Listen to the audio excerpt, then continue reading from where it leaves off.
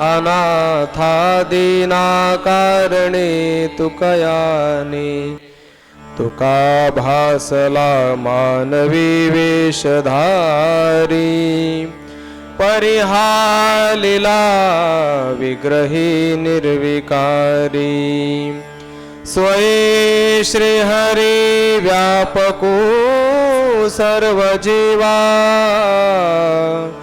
तुका तोचितो हा परब्रह्म ठेवा जया पूजिले आदरे पांडुरंगे विमानस्थ केले प्रयाण प्रसंगे तनु मानवी दिव्य रूपीच केली न त्यागितिये दिव्य लोकासी नेली पुंडलिक वरदा हरी विठ्ठल श्री ज्ञानदेव तुका माऊली ज्ञानेश्वर महाराज जगद्गुरु तुकाराम महाराज सद्गुरु जोग महाराज की समचरण सरोजम सान्द्रनीलाम्बुदाभं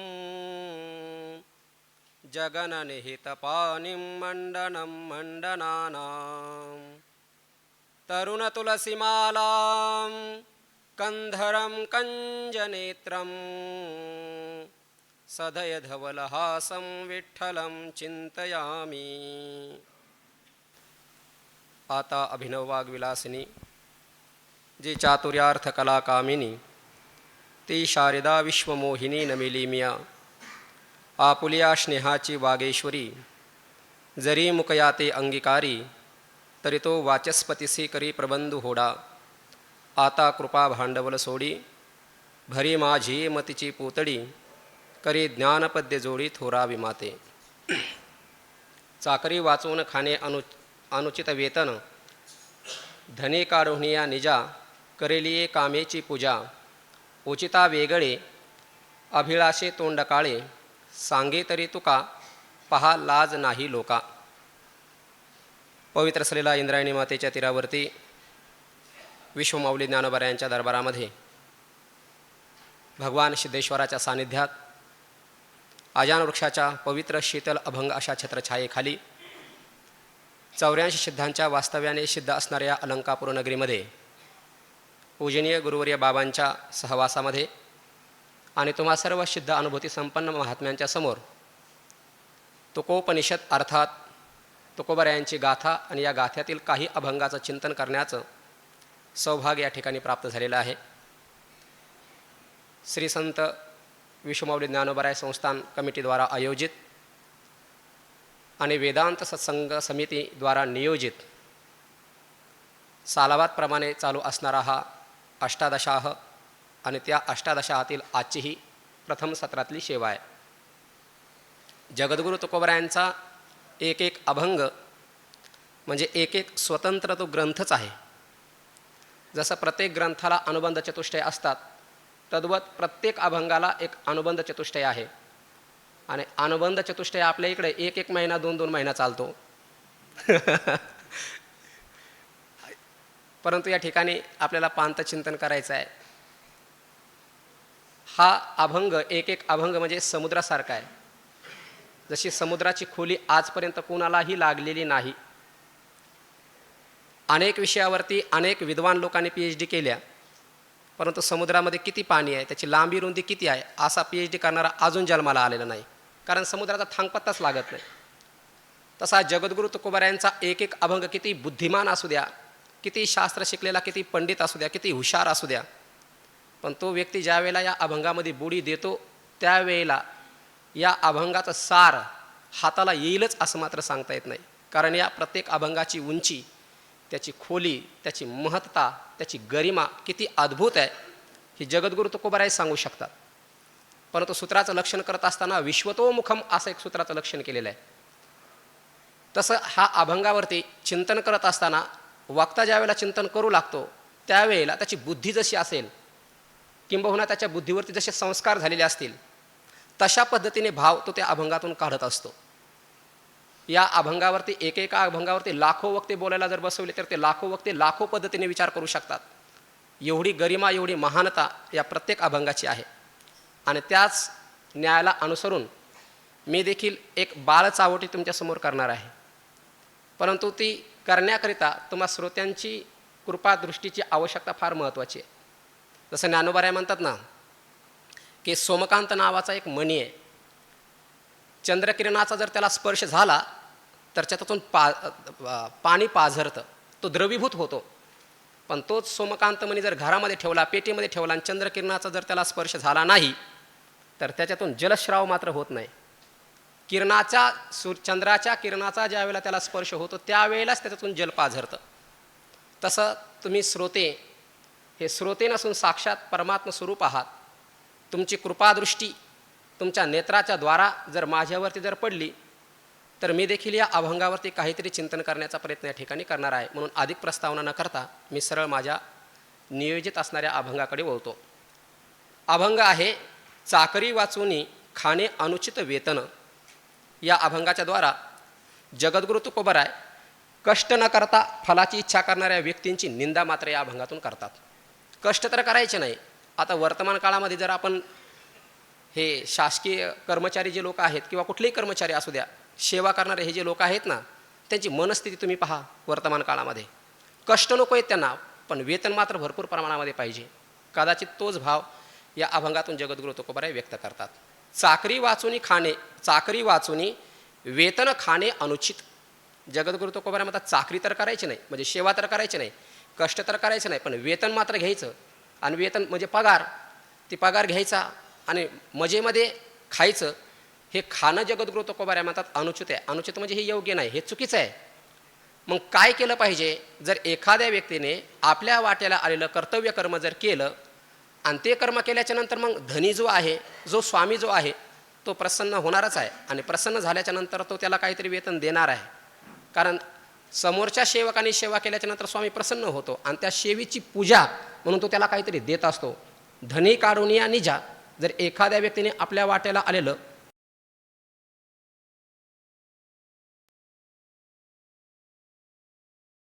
त्या ठिकाणी असणारा जो निज ठेवा आहे, जे धन आहे, त्या धनाच्या माध्यमातून एक कामेची पूजा करील. त्या सेवकाने केलेले जे काम आहे त्या कामाची मात्र तो धनी, तो स्वामी त्याला योग्य वेतन देऊन, उचित वेतन देऊन त्याची तो पूजा करतो.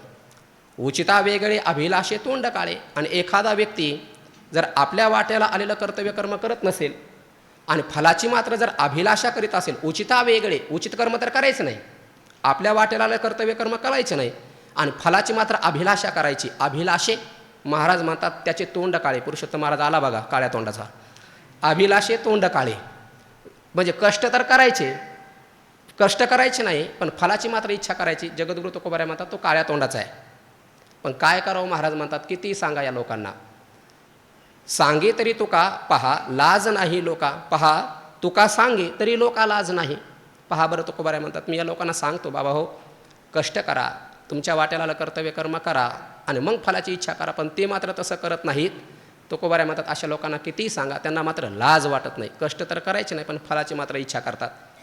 या अभंगाचा सारांश असा आहे, मनुष्य जीवनाचं जे ध्येय आहे ते आत्मज्ञानाच्या प्राप्तीमध्ये आहे. किंबहुना चिरंजीव पदामध्ये नाथ महाराज सांगतात, साधावया वैराग्य ज्ञान मनुष्य देही करावा प्रयत्न. एका जनार्दनी सांगे एका जनार्दन अनेक यत्न असेना. ज्ञान किंवा वैराग्याच्या प्राप्तीकरता प्रयत्न केला पाहिजे. मग वैराग्य केव्हा प्राप्त होतं? निष्काम कर्म केलं तर. आता कर्माचा विचार आपण 18व्या अध्यायामध्ये पसायदानामध्ये विस्तारपूर्वक पाहून आलेलो आहोत. जो व्यक्ती आपल्या वाट्याला आलेलं कर्तव्य कर्म करतो आणि ते ईश्वरार्पण करतो, त्या व्यक्तीचं अंतःकरण शुद्ध होतं. अंतःकरण शुद्ध झालं त्याला वैराग्य प्राप्त होतं, गुरुची भेट होते, गुरुच्या भेटीने आत्मज्ञान प्राप्त होतं, जीवनमुक्त होतो, देह पडल्याच्या नंतर तो विदेह कैवल्याला प्राप्त होतो.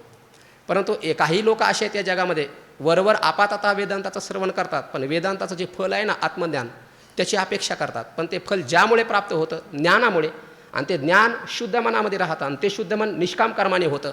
आणि निष्काम कर्म तर मात्र लोक करत नाहीत, म्हणजे पायऱ्या पायऱ्याने जात नाहीत आणि फळाची अपेक्षा करतात. तुकोबराय म्हणतात त्या लोकांचं काळं तोंड आहे. अशा लोकांना कितीही सांगा तुम्ही सेवेमध्ये प्रवृत्त व्हा, निष्काम कर्मामध्ये प्रवृत्त व्हा, तरी देखील ते ऐकत नाहीत आणि त्यांना लाजही वाटत नाही म्हणतात. पुढचा अभंग आहे.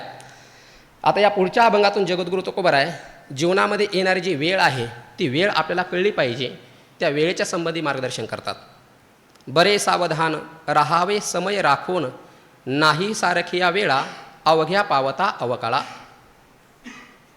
जगद्गुरु तुकोबाराय म्हणतात, बरे सावधान राहावे समय राखून. समय राखून राहावे बरे, समय राखून सावधान राहावे हे बरे. जीवनामध्ये आपल्या काही वेळ येत असते, काही क्षण अशा असतात ते फार महत्त्वाचे असतात आणि ते मनुष्य जीवनामध्ये कळले पाहिजे. जर ती वेळ जर जीवनामध्ये कळली नाही तर मग ती वेळ न कळल्यामुळे त्याचा परिणाम संबंध जीवन मात्र दुःखमय होऊन जातं.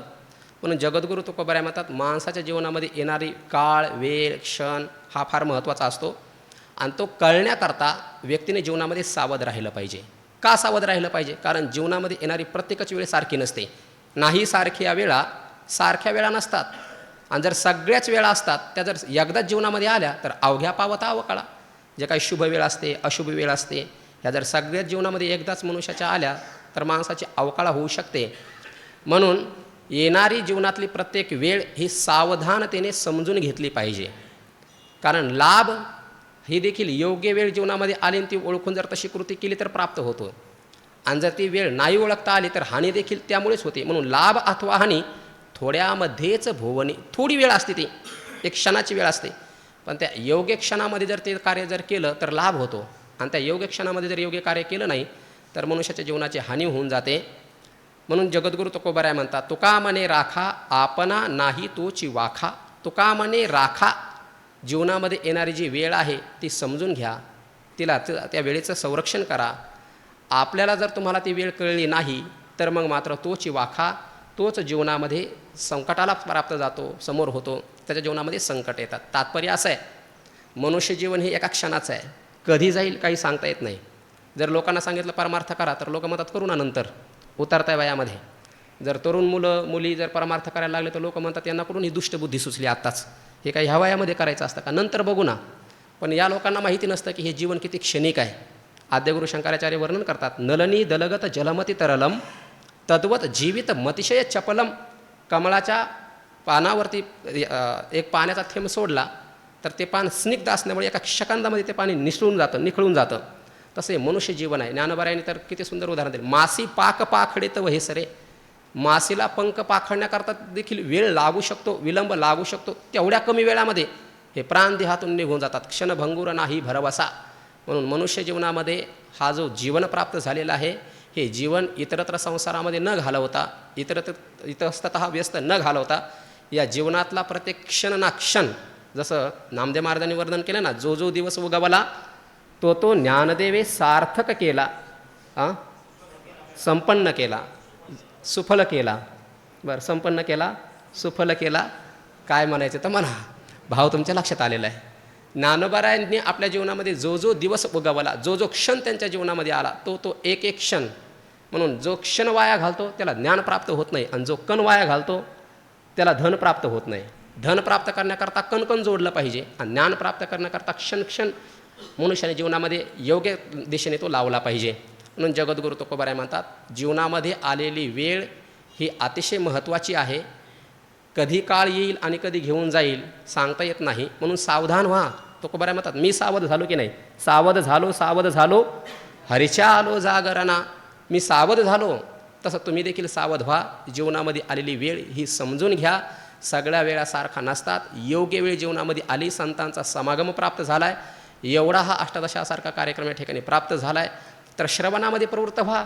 श्रवणामध्ये प्रवृत्त होणं, श्रवण मनन निधिध्यासन करणं, हे करून मनुष्य आत्मज्ञानाच्या प्राप्तीमध्ये आत्मज्ञान त्याला प्राप्त होऊ शकतं. म्हणून अशा पद्धतीची साधना करणं, श्रवण करणं ही योग्य वेळ आहे.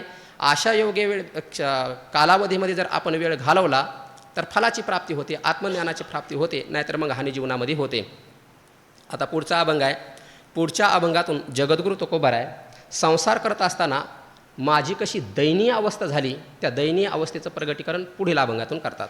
काय करू जी दातारा काही न पुरे संसारा, झाली माकडाची परी जातो तळा येतो वरी. जगद्गुरु तुकोबाराय म्हणतात, हे दातारा, परमात्म्याबरोबर भंडारा भामचंद्र किंवा घोरडा कुठल्या तरी डोंगरावरती बसून जगद्गुरु तुकोबाराय परमात्म्याची मूर्ती आपल्या डोळ्यासमोर ठेवून त्या परमात्म्यासोबत संवाद साधत आहेत. आणि संवाद साधत असताना दातारा अशा पद्धतीची संबोधन परमात्म्याकरता ते वापरतात की हे दातारा, हे परमात्मन, हे देवा, हे दान शिरोमणी परमात्मन, काय करू, संसारा काही न पुरे, या संसारामध्ये मला काहीच पुरत नाही आहे. आता हा सर्वांचा अनुभव आहे. सांसारिक जीवन जगत असताना काहीही प्राप्त होऊ द्या, कोणतंही पद प्राप्त होऊ द्या, पुढचं पद पाहून ते कमीच वाटतं.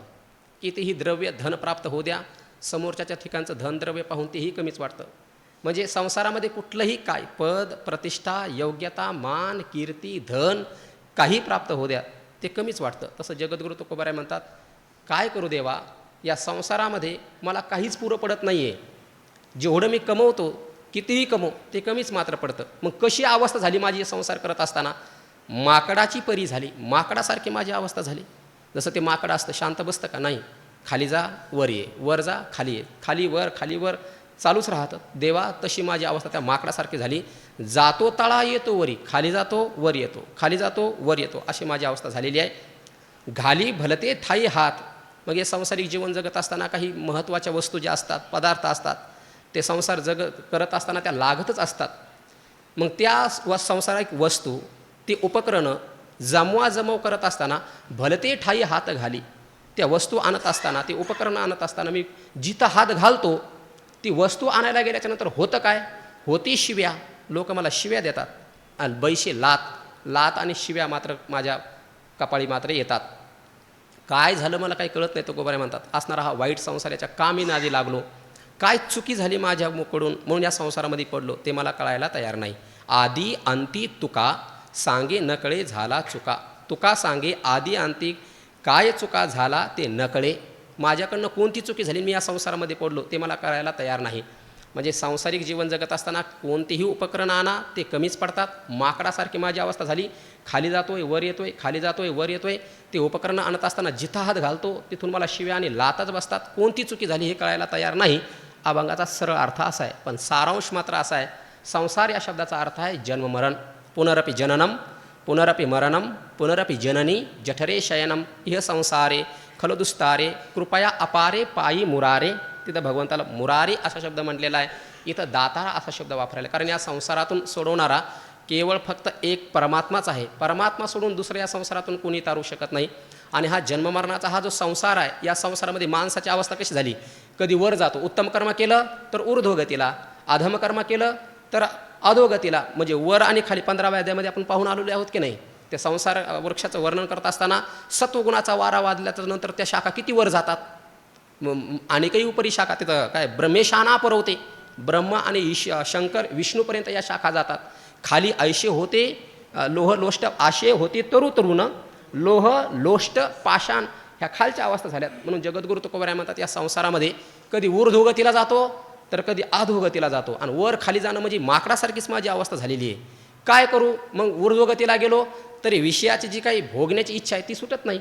अधोगतीला गेलो तरी अंतःकरणामध्ये विषयाची इच्छा जी आसक्ती आहे ती सुटत नाही. आणि ते विषय भोगायला गेलो की मात्र मग माझी अवस्था कशी होती? ते विषय भोगायला गेल्याच्या नंतर फजिती होते. त्या विषयाच्या माध्यमातून माझी काय शिव्या नाही तर लाताच बसतात. ज्ञानोबारायांनी गाढवाचं उदाहरण दिलेलं आहे ज्ञानेश्वरीमध्ये. तो गाढ खर जो असतो ना, त्या गाढविणीच्या नादी लागतो.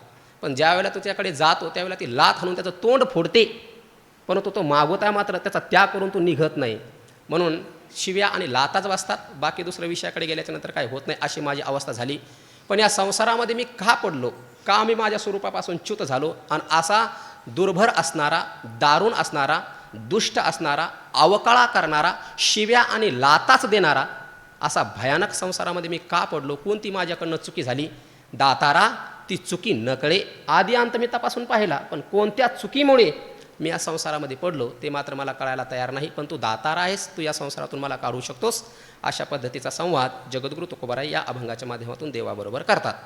आता पुढील जो अभंग आहे त्या अभंगाच्या माध्यमातून जगद्गुरु तुकोबाराय लोक धर्माविषयी आचारभ्रष्ट का झाली त्याचे कारण मीमांसा पुढील अभंगातून सांगतात. धर्म तो नकळे काय झाकेले डोळे. तुकोबाराय म्हणतात, या लोकांना धर्म कळायला तयार नाही. यांनी काय डोळे झाकले धर्माविषयी? कारण जोपर्यंत मनुष्य धर्माचा अनुष्ठान आपल्या जीवनामध्ये करत नाही तोपर्यंत त्याला सुखाची प्राप्ती होत नाही. आपल्या वाट्याला आलेलं कर्तव्य कर्म जो व्यक्ती करतो त्या व्यक्तीला सुख प्राप्त होतं. 3ऱ्या अध्यायाचा अभ्यास करून पहा. ज्यावेळेला मृत्यूलोकामध्ये लोकांना सुखाची प्राप्ती होईना, कितीही कर्म केलं तरी देखील होईना, त्यावेळेला या मृत्यूलोकातले लोक जे आहेत ही ब्रह्मदेवाकडे गेली आणि ब्रह्मदेवाला सांगितलं, देवा अनेक प्रयत्न करतो परंतु सुखाची प्राप्ती होत नाही, त्या सुखाच्या प्राप्तीकरता काहीतरी उपाय आम्हाला सांगा. त्यावेळेला ब्रह्मदेवाने सांगितलं, तुम्हा वर्ण विशेष वसे आम्ही हा स्वधर्मोची वहिला असे, या ते उपासा, या स्वधर्माचं अनुष्ठान करा, मग आपैसे पुरती काम. काम म्हणजे कामना, इच्छा. तुमच्या अंतकरणातली कोणतीही इच्छा असू द्या, तुम्ही स्वधर्माचं पालन करा, तुमच्या सगळ्या इच्छा पूर्ण होतील. पण माणसं स्वधर्माचं पालन करत नाहीत. देवाला जातील, देवीला जातील, तीर्थयात्रा करतील, आईवडिलाला उपाशी ठेवतील आणि बसतील बोंबलत, जा या तीर्थक्षेत्राला, जा त्या तीर्थक्षेत्राला. ऐक नाही, ज्ञानोबाऱ्यांची एक ओवी आहे बघा. माऊली म्हणतात, घरी मायबापाला प्रेमाने बोलत नाही आणि अख्ख्या विश्वाला आदराने बोलतो, त्याच्यासारखा मूर्ख माणूस या जगात दुसरा कोणता नाही. दान देतो, धर्म करतो, मित्रांना पार्ट्या खाऊ घालतो, मी फार उदार आहे असा दाखवतो आणि आईवडिलाला प्रेमाला बोलत नाही. घरी माता पितरा धड बोली नाही संसारा, एर विश्वभरे आदरा मूर्ख जैसा. त्याचा धर्म आहे आईवडिलाची सेवा करणं. स्वधर्माचं पालन न करता अन्य दुसरं काही करा, त्या व्यक्तीसारखा मूर्ख व्यक्ती जगात दुसरा कोणताच नाही. ज्ञानोबा म्हणतात, स्वधर्म जो पालन करतो त्या व्यक्तीला आपल्या इच्छा आकांक्षा पूर्ण करण्याकरता काहीच करण्याची गरज नाही. तुम्ही व्रतनियमन करावे, शरीराते न पिडावे, दुरी कही न बचावे तीर्थाशिगा, योग साधना नका करू, मंत्र तंत्र विधाने काही करू नका, फक्त स्वधर्माचं पालन करा.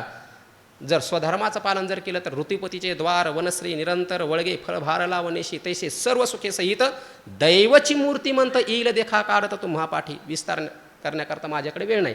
पण स्वधर्माचं जर पालन केलं तर काय होईल ज्ञानोबा म्हणतात, वाचा सिद्धी पावाल, आज्ञापक होवाल, मन ये तुमचे मागतील महारिद्धी. आणि मग ज्ञानोबाऱ्यांनी ते उदाहरण पुढे दिलेलं आहे. तात्पर्य एवढं आहे, स्वधर्माचं जो पालन व्यक्ती करतो त्या व्यक्तीला इहलोकातही सुख प्राप्त होतं आणि परलोकातही सुख प्राप्त होतं. पण ज्या व्यक्तीने स्वधर्माचं पालन केलं नाही, जयाचे ऐहिक धड नाही, तयाची परत्र पुसशी काही. म्हणून ज्ञानोबा म्हणतात, आसो गोठी पाही पंडुकुमारा, या मूर्खांची गोष्टच राहू दे. मग जिथं देव मानतात अशा मूर्ख लोकांविषयी कशाला बोलायचे, तर आपण त्यांच्याविषयी काय बोलायचे. परंतु जीवनामध्ये ज्याला इहलोकामध्ये सुख प्राप्त करायचं किंवा परलोकातील सुख प्राप्त करायचं किंवा आध्यात्मिक जीवनामध्ये ज्याला उत्थान करायचं आहे स्वतःचं, त्या व्यक्तीने स्वधर्म ओळखला पाहिजे. मग धर्माचे अनेक प्रकार आहेत. वर्णधर्म, आश्रमधर्म, आपदधर्म, हे सगळे धर्म आहेत. या धर्माचं ज्ञान व्यक्तीला कळलं पाहिजे आणि ते एका व्यक्तीने कळलं तशा पद्धतीने अनुष्ठान केलं की व्यक्तीची वेगाने आध्यात्मिक जीवनामध्ये प्रगती होते. पण जगद्गुरु तुकोबा म्हणतात, धर्मानेच, धर्माच्या अनुष्ठानानेच धर्मो रक्षती रक्षितः. जो धर्माचं संरक्षण करतो, धर्म त्याचं संरक्षण करतो. पण या लोकांना धर्मच कळायला तयार नाही. काय करावं जगद्गुरु तुकोबा म्हणतात, धर्म तो न कळे. या लोकांना धर्मच कळना. काय झाकेले डोळे, का बरे यांनी डोळे झाकून घेतले असतील, काही कळायला तयार नाहीत. पण जगद्गुरु तुकोबा म्हणतात, त्याचं कारण सांगतात, जीव भ्रमले. का बरे याला धर्म कळायला तयार नाही, का यांच्या डोळ्यावरती अंधाराची पट्टी पडलेली आहे. नका डोळे धुरे भरोने राहू नका म्हणले होते, पण का बरे यांच्या डोळ्यावरती अज्ञानाचा पडदा आला आहे. जगद्गुरु तुकोबा म्हणतात, जीव या कामे भ्रमले. यांच्या अंतःकरणामध्ये कामना उत्पन्न झाली आणि त्या कामनेमुळे हे भ्रमिष्ट झालेत. हृदयी कामा झाला रेगावा, तैसा फळाची आहवा, हृदयी कामा झाला रेगावा, की तयाची घसणी दिवा ज्ञानाचा गेला. यांच्या अंतःकरणामध्ये कामना उत्पन्न झाली आणि कामना उत्पन्न झाली की त्या व्यक्तीची गच्छंती कशी होती पहा. तेच इच्छाही कुमारी झाली, ते कामाच्या तारुण्य आली, तेथं द्वेषीशी मांडली वऱ्हाडेक. आणि हा सगळा विचार मग पाहून घ्या, तिथं ज्ञानोबाऱ्यांनी पुष्कळ वर्णनच केलेलं आहे.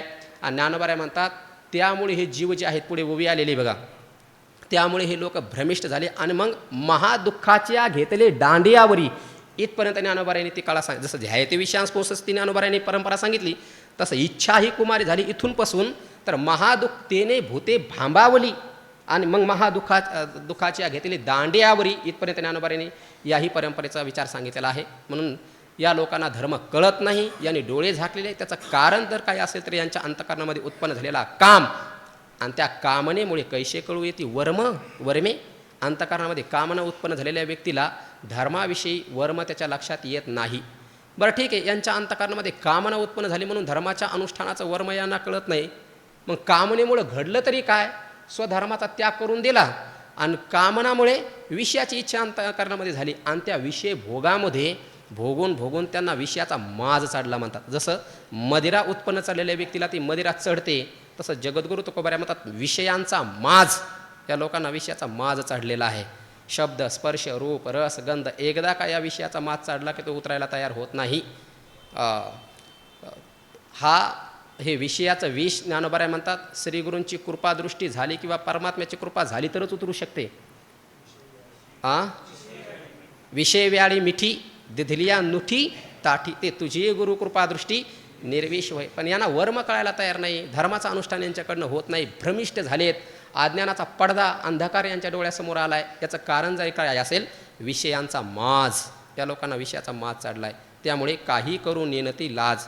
विषयाचा माज चढलेल्या व्यक्तीला लाज मात्र वाचत नाही. कामातुरानाम भयम न लज्जा म्हणतात ना, ज्या व्यक्तीला काम उत्पन्न झाला त्या व्यक्तीला आपल्याला लोक निंदा करतील, आपले ऐहिक परलोकाचा नाश होईल, याची काही त्याला लाज वाटत नाही. पण हे घडलं कशामुळे बरं? का यांच्या अंतःकरणामध्ये ही कामना उत्पन्न झाली? का यांना विषयाचा उन्मत्तपणा चढलेला आहे? का यांना धर्म कळायला तयार नाही? याचं कारण सांगतात जगद्गुरु तुकोबाराय. याचं कारण फक्त माया आहे. तुका म्हणे लासी माया नाचविते कैसी. ही माया नाचवत आहे सगळ्यांना. या मायेने मोठी मोठी नाचविली तर तुमची आमची काय कथा आहे? पहिल्याच अध्यायामध्ये ज्ञानोबाराय सांगतात, ज्या वेळेला अर्जुनासारखा शूर वीर धर्मवेत्ता पुरुष ज्या वेळेला भ्रमिष्ट झाला, त्यावेळेला ज्ञानोबाराय म्हणतात ही आदिपुरुषाची माया, ब्रह्मया ही न याची आया. ही आदिपुरुष परमात्म्याची माया ब्रह्मदेवाला जर कळाली नाही, मनवून भुलविला ऐके राया संजय म्हणे. ही देवाची माया ब्रह्मदेवाला कळली नाही तर अर्जुनाला कुठून कळणार आहे? म्हणून हा अर्जुन या मायेमध्ये भ्रमिष्ट झाला. तशी ही माया ही जीवांना नाचवत आहे. आद्यगुरु शंकराचार्यांनी विवेक चूडामणी ग्रंथामध्ये या मायेचं फार विस्तारपूर्वक वर्णन केलेलं आहे बघा. 3 श्लोक त्या ठिकाणी सांगितलेले आहेत.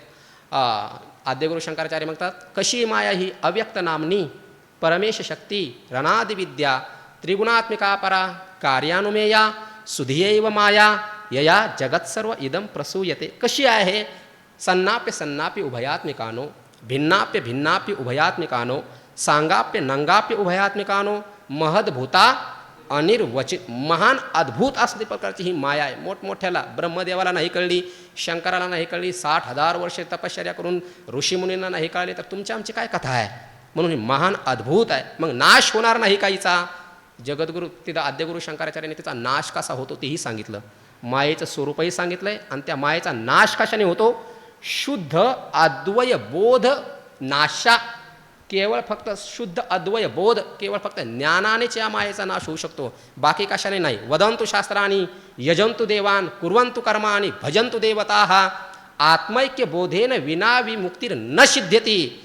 केवळ फक्त आत्मबोधाशिवाय या मायेचा नाश होऊ शकत नाही. मग किती शास्त्राचा अध्ययन करा, नायम आत्मा प्रवचनेन लभ्याः न मेधया न बहुना श्रुतेन. हा आत्मा न प्रवचनाने न शास्त्रज्ञानाने यम यम एन एष वृणुते तेन एव लभ्याः. ज्याच्यावरती हा आत्मा कृपा करतो त्यालाची प्राप्त होऊ शकते. तात्पर्य असं आहे, ही माया जी आहे ना, ही लासी म्हणलं इथं. आणि ही माया ही जगाला नाचवीत आहे. आणि या मायेमुळे लोकांना धर्म कळायला तयार नाही. या मायेमुळे यांच्या अंतःकरणामध्ये कामना उत्पन्न झाली. या मायेमुळे या लोकांच्या अंतःकरणामध्ये विषयाचा माज चढला, त्यामुळे धर्माला विसरून गेलेले आहेत. आता पुढील अभंगाच्या माध्यमातून जगद्गुरु तुकोबाराय दुर्जन लोकाची दिनचर्येतील उद्योग कसा असतो, त्या दिनचर्येचा उद्योग जगद्गुरु तुकोबाराय आता पुढील अभंगाच्या माध्यमातून कथन करतात. दुर्जनाची जोडी सज्जनाचे खेटर तोडी. दुर्जन जे लोक आहेत ना, ते दुर्जन लोकाची दिनचर्या कशी असते, ते कोणता उद्योग करतात. जसं बुद्धिमान लोक वेगवेगळ्या पद्धतीचा उद्योग करतात, आहे का नाही, तसा आता हा दुर्जन लोक व्यक्ती कसा उद्योग करतो. दुर्जनाची जोडी, त्याचा उद्योग, त्याची जोडी एवढीच आहे, कोणती? सज्जनाचे खेटर तोडी. आता हा खेटर तोडी हा वाक्प्रचार आहे बघा. सज्जनाचे खेटर तोंडी, बरं ठीक आहे, तोंडी पाठ पाहू. हा दुर्जन व्यक्ती काय करतो? सज्जन व्यक्तीची निंदा करतो. बाकी दुसरं काय त्याला उद्योग काय आहे? जे सज्जन आहेत, सत्मार्गाने जे आचरण करत आहेत त्यांना सज्जन असं पण म्हणतात. आणि सज्जनाच्या संगतीमध्ये राहिलं पाहिजे. नेयम सज्जन संगे चित्तम देयम दीन जनायच वित्तम गेयम गीता नाम सहस्त्रम ध्येयम श्रीपती रूपम जसरम नेयम सज्जन संगे चित्तम देयम दीन जनायच वित्तम. सज्जनांच्या संगतीमध्ये माणसाने गेलं पाहिजे. पण असेही जे सज्जन लोक आहेत, या सज्जन लोकांना पाहिल्याच्या नंतर हे जे दुष्ट लोक आहेत, दुर्जन जे लोक आहेत ना, हे दुर्जन लोक त्यांची निंदा करू लागतात. आणि दुर्जन का त्यांची निंदा करायला लागले, जर फारच सज्जन असेल, फारच सहनशीलता त्याच्या ठिकाणी असेल तर तो 1दा 2दा 3दा त्याला सहन करेल. जर फारच गांधीजीचा त्याच्यावर प्रभाव असेल तर.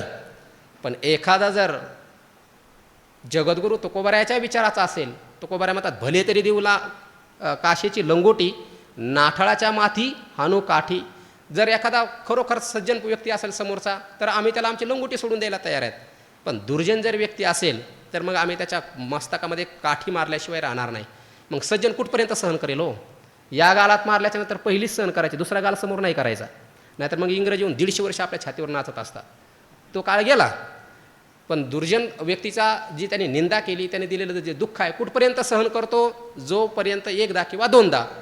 पण परिणाम त्याचा काय होऊ शकतो, सज्जन व्यक्ती त्याची सहनशीलता संपली की मग खेटर तोंडी, आज न उद्या, एकदा नाही दोनदा नाही, समजून सांगून पाहिलं साम दाम, आणि मग दंड आला की नाही, आणि मग नंतर मात्र त्याच्या तोंडावरती तो खेटर दिल्याशिवाय राहणार नाही, म्हणजे त्याच्या कानफडीत मारल्याशिवाय तो राहणार नाही. एकदा समजून सांगेन, दोनदा समजून सांगेन, सांगून नाहीच ऐकलं तर त्याला तो चोप दिल्याशिवाय सुद्धा राहणार नाही. म्हणून दुर्जनाची जोडी, सज्जनाचे खेटर तोंडी. दुर्जन व्यक्ती सज्जन व्यक्तीची निंदा करतो आणि परिणामी तोंडामध्ये त्याचं खेटर मारून घेतो. पाहे नित्य ते उणे, पाहे निमित्त ते उणे, धावे छळावया सुने. मग असा हा दुर्जन जो व्यक्ती असतो, सज्जन व्यक्तीची निंदा करत असतो, आणि निंदा करून जर तो नाहीच आटपला, त्याची प्रगती जर कुंठित झालेली दिसत नसेल, आपला परिणाम त्याच्यावरती बोलण्याचा काही होतो हे जर त्याला लक्षात येत नसेल, काहीच परिणाम होत नाही त्याच्यावर, तर असं जर जाणवत असेल, तर मग हा दुर्जन व्यक्ती काय करतो, सज्जन व्यक्तीची जीवनात कुठे चूक होते, पाहे निमित्त ते उणे, निमित्त उणे पाहे, कुठं हा चुकतोय की जेणेकरून ती चूक बघायची आणि ती बघून मात्र त्याच्यावरती झडप घालायची किंवा त्या उन्या चुकीची जगामध्ये प्रसिद्धी करून त्याचा अपमान करायचा, ही त्याची भावना असते. जसं ते कावळा असतो बघा, त्याला ढोम कावळा म्हणतात. शेतामध्ये किंवा जंगलामध्ये आपले गाई वासर चरायला गेले, जर त्या गाईला किंवा त्या म्हशीला जर थोडी जखम झालेला असेल तर तो कावळा काय करतो, त्या गाईचं शरीर इतर किती सुंदर आहे ते पाहत नाही, जिथं जखम झाली तिथं मात्र तो टोच मारतो. तसा हा दुर्जन व्यक्ती, सज्जन व्यक्ती कोणती दिनचर्या करतोय, कसं जीवन जगतोय, कसा आपल्या जीवनातला काल घालवतोय, किती साधना करतो हे मात्र त्याला दिसत नाही. पण थोडीशी का चुकी त्याच्या जीवनात झाली की ती चुकी पाहतो आणि मग त्या चुकीची जगामध्ये अपकीर्ती करण्याकरता त्याची प्रसिद्धी करतो. आणि मग असे जे लोक आहेत त्यांचं वर्तन कसं आहे त्याच्याकरता उदाहरण देतात, धावे छळावया. त्याच्या सज्जनाच्या जीवनात झालेली चुकी पाहिली की छळावया धावे. कसं धावे, एकाच शब्दात उदाहरण दिले, सुने, कुत्र. कसे बघ, जगद्गुरु तुकोबाराची निरूपण करण्याची पद्धती पहा. आपण ते कायम एक वाक्य ऐकत असतो, दृष्टांत कुशल वक्ता हा. वक्ता हा दृष्टांत कुशल असला पाहिजे, आणि दृष्टांत देण्याकरता त्यांनी 2 तास नाही घालवले पाहिजे.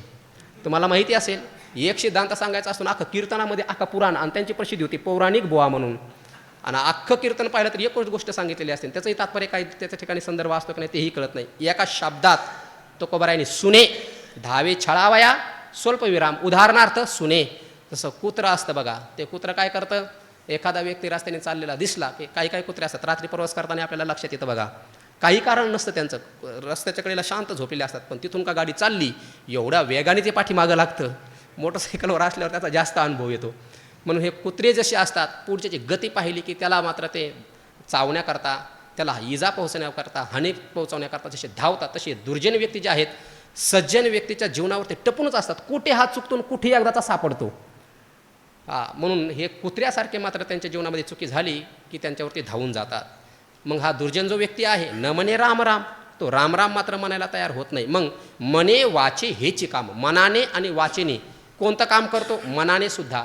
या सज्जनाचं कसा अपघात होईल, याचा कसा नाश होईल, कशी याला विजा प्राप्त होईल, अशाच प्रकारचे संकल्प याच्या मनामध्ये उत्पन्न होत राहतात. ज्ञानोबारायांनी ओवी सांगितली, ज्ञानोबाराय म्हणतात की जे दुर्जन लोक असतात त्यांचं मन कसं असतं, त्यांचं बोलणं कसं असतं, त्यांची दृष्टी कशी असते. त्याकरता ज्ञानोबाराय म्हणतात, या दुष्ट लोकांचं मन म्हणजे काय आहे, मन सर्पाची कुटी.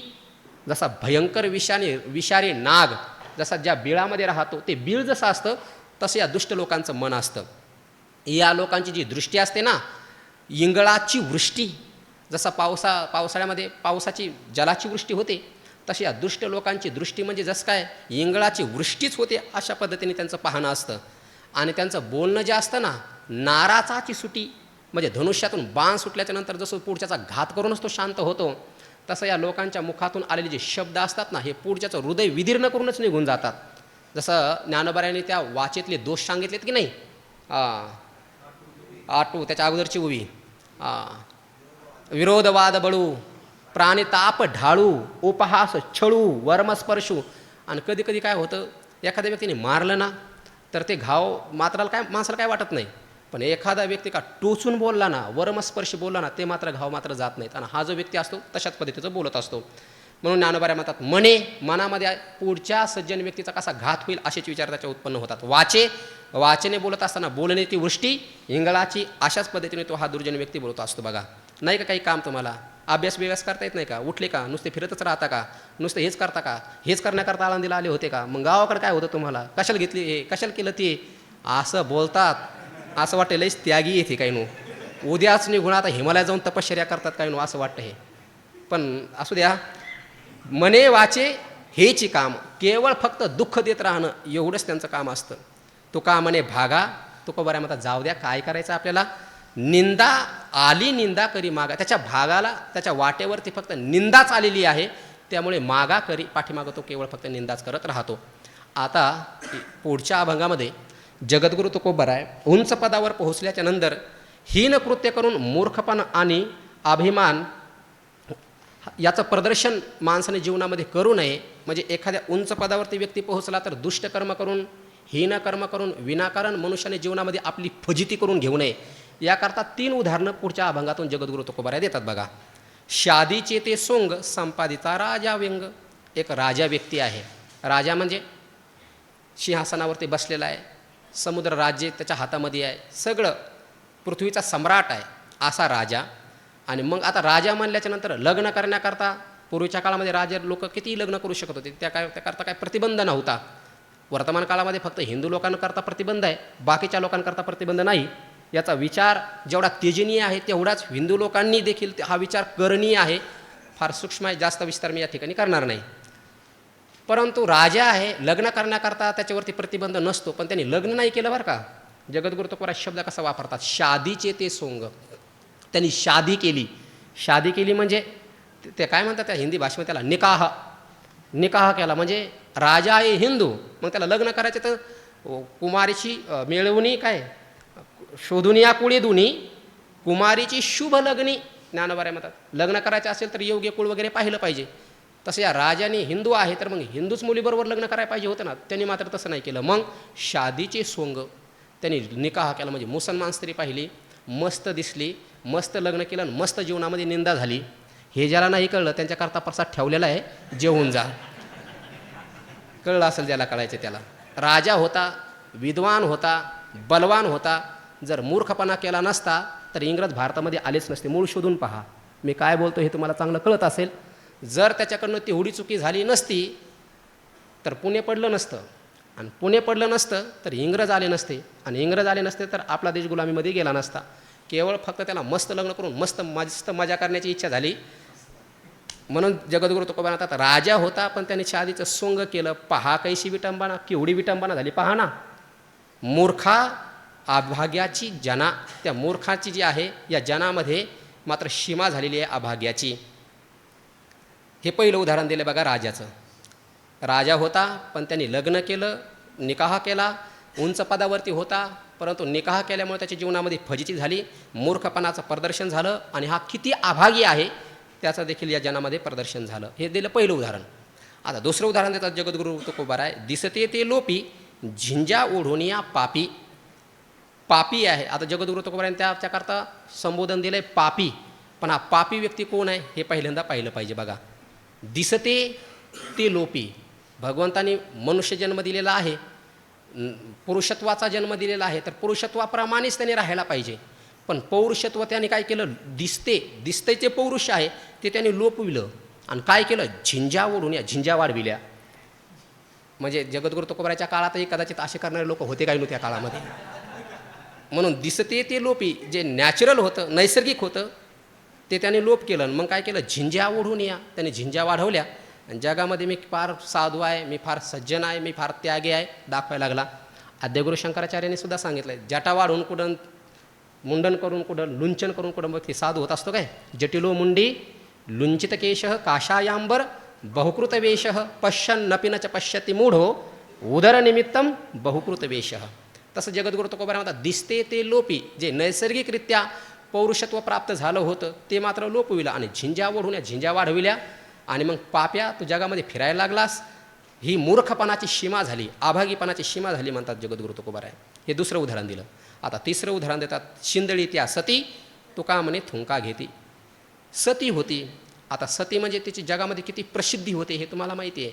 जी व्यक्ती सती जात असते ती आपल्या आईकडल्या कुळांचा देखील उद्धार करते आणि पतीकडल्या कुळांचा देखील उद्धार ते करत असते. जगामध्ये त्याची कीर्ती होती, शूरवीरपणाचं लक्षण आहे ते. मग अशी सती होती ती, पतिव्रता माता माऊली आहे, परंतु तिला काय दुष्टबुद्धी सुचली काही सांगायला तयार होत नाही. त्याचंही कारण ज्ञानोबारायाने ज्ञानेश्वरीमध्ये सांगितलं, जे यमनियम ठाकती तर इंद्रिय सैरा राहटती म्हणून व्यभिचार घडती कुस्त्रियासी. पहिल्या अध्यामध्ये पाहून घ्या. पण अशी जी सती जी आहे पतिव्रता आहे आणि तिला मग व्यभिचार करण्याची इच्छा प्राप्त झाली. आता एवढ्या उंच पदावरती पोहोचली होती, गावामध्ये प्रसिद्धी झाली होती, पतिव्रता आहे, फार सज्जन आहे, फार पतिव्रता आहे, कुलवान आहे, शिलवान आहे, रूपवान आहे, सगळी गुण तिच्या ठिकाणी एकत्रित आलेले आहेत. सगळं जगामध्ये प्रसिद्धी झाली, परंतु तिच्या अंतःकरणामध्ये दुष्टबुद्धी उत्पन्न झाली आणि त्यामुळे तुका म्हणे थुका घेती आणि मग तिची थोड्यामुळे चुकी झाल्यामुळे पुन्हा तिची अपकीर्ती झाली. मग तिच्यावरती लोक थुंकायला लागले, छिथू तिची मात्र व्हायला लागली. सुरुवातीला मात्र सती आहे म्हणून कीर्ती झाली, उंच पदावरती पोहोचली आणि पुन्हा मात्र चुकीचं आचरण केल्यामुळे, तिच्याकडनं चुकी झाल्यामुळे लोक त्यांच्यावरती थुंकायला लागले. राजा होता, निकाह केल्यामुळे उंच पदावरून खाली आला. पुरुषत्व जन्म प्राप्त झाला होता, पण स्त्रियासारखा वागायला लागला, नको ते चाळे लोकांना दाखवायला लागला.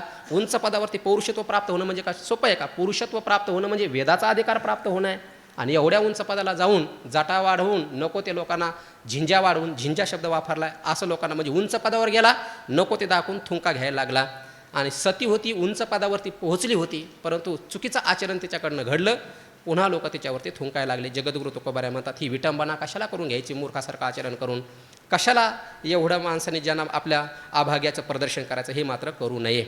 आता पुढील अभंगातून जगद्गुरु तुकोबाराय भक्त झाल्याच्या नंतर जे भक्ताचं निज कर्म आहे ते त्यांनी केलं पाहिजे, आणि भक्ताचं निज कर्म न करता तो जेही काही करतो ते सगळं चुकीचंच करतो, अशा प्रकारचा भाव पुढील अभंगातून व्यक्त करतात. भक्त म्हणून वंचावे ते जीवे, तेने शेण खावे कशासाठी? भक्त म्हणून स्वतःला भक्त म्हणून घ्यायचं.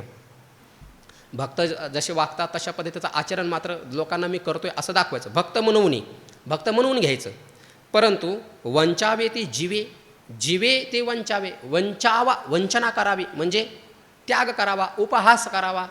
कशाचा त्याग करतो, कशाचा उपहास करतो? भक्त म्हणल्याच्या नंतर भक्ताचा धर्म आहे त्यांनी भगवंताची सेवा करणं. काही लोक गुरुभक्त असतात, काही ईश्वर भक्त असतात, काही देशभक्त असतात, काही समाज भक्त असतात. तर भक्त झालाय, ईश्वराचा भक्त झालाय, गुरुचा भक्त झालाय, तर मग ईश्वराचा भक्त हो किंवा देवाचा भक्त हो, त्यांनी गुरुची किंवा ईश्वराची सेवा करणं हाच त्याचा धर्म आहे.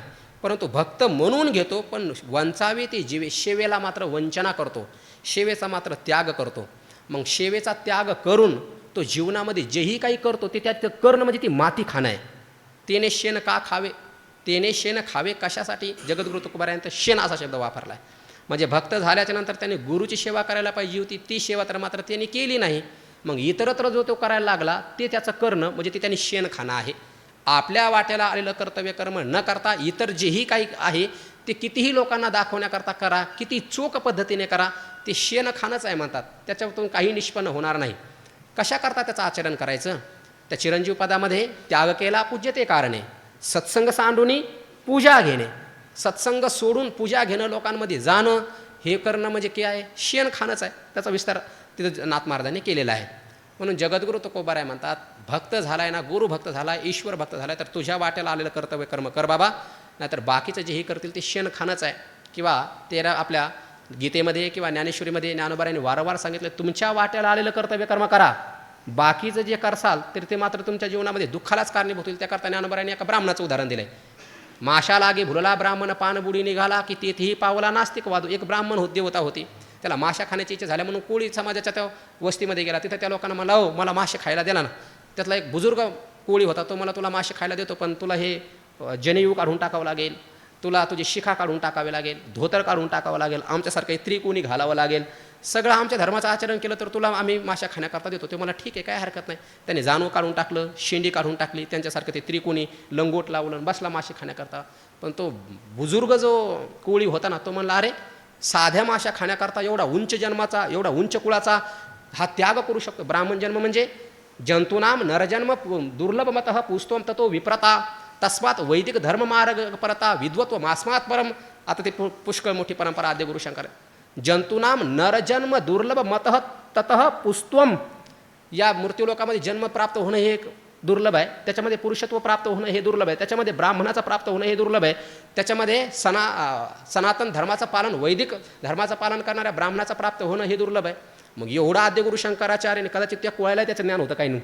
मग त्याने विचार केला या धर्माचा त्याग करू शकतो हा साध्या माशा खाण्याकरता, तर याला जर आपण माशा खायला गेला आणि याला आपल्या जातीत घेतलं तर हा पुढं चालून कधीही विश्वासराव होऊ शकतो, कशाला याला आपल्यामध्ये ठेवायचं, म्हणून द्यायला सोडून, म्हणून त्याला माशा खायला दिल्या नाही.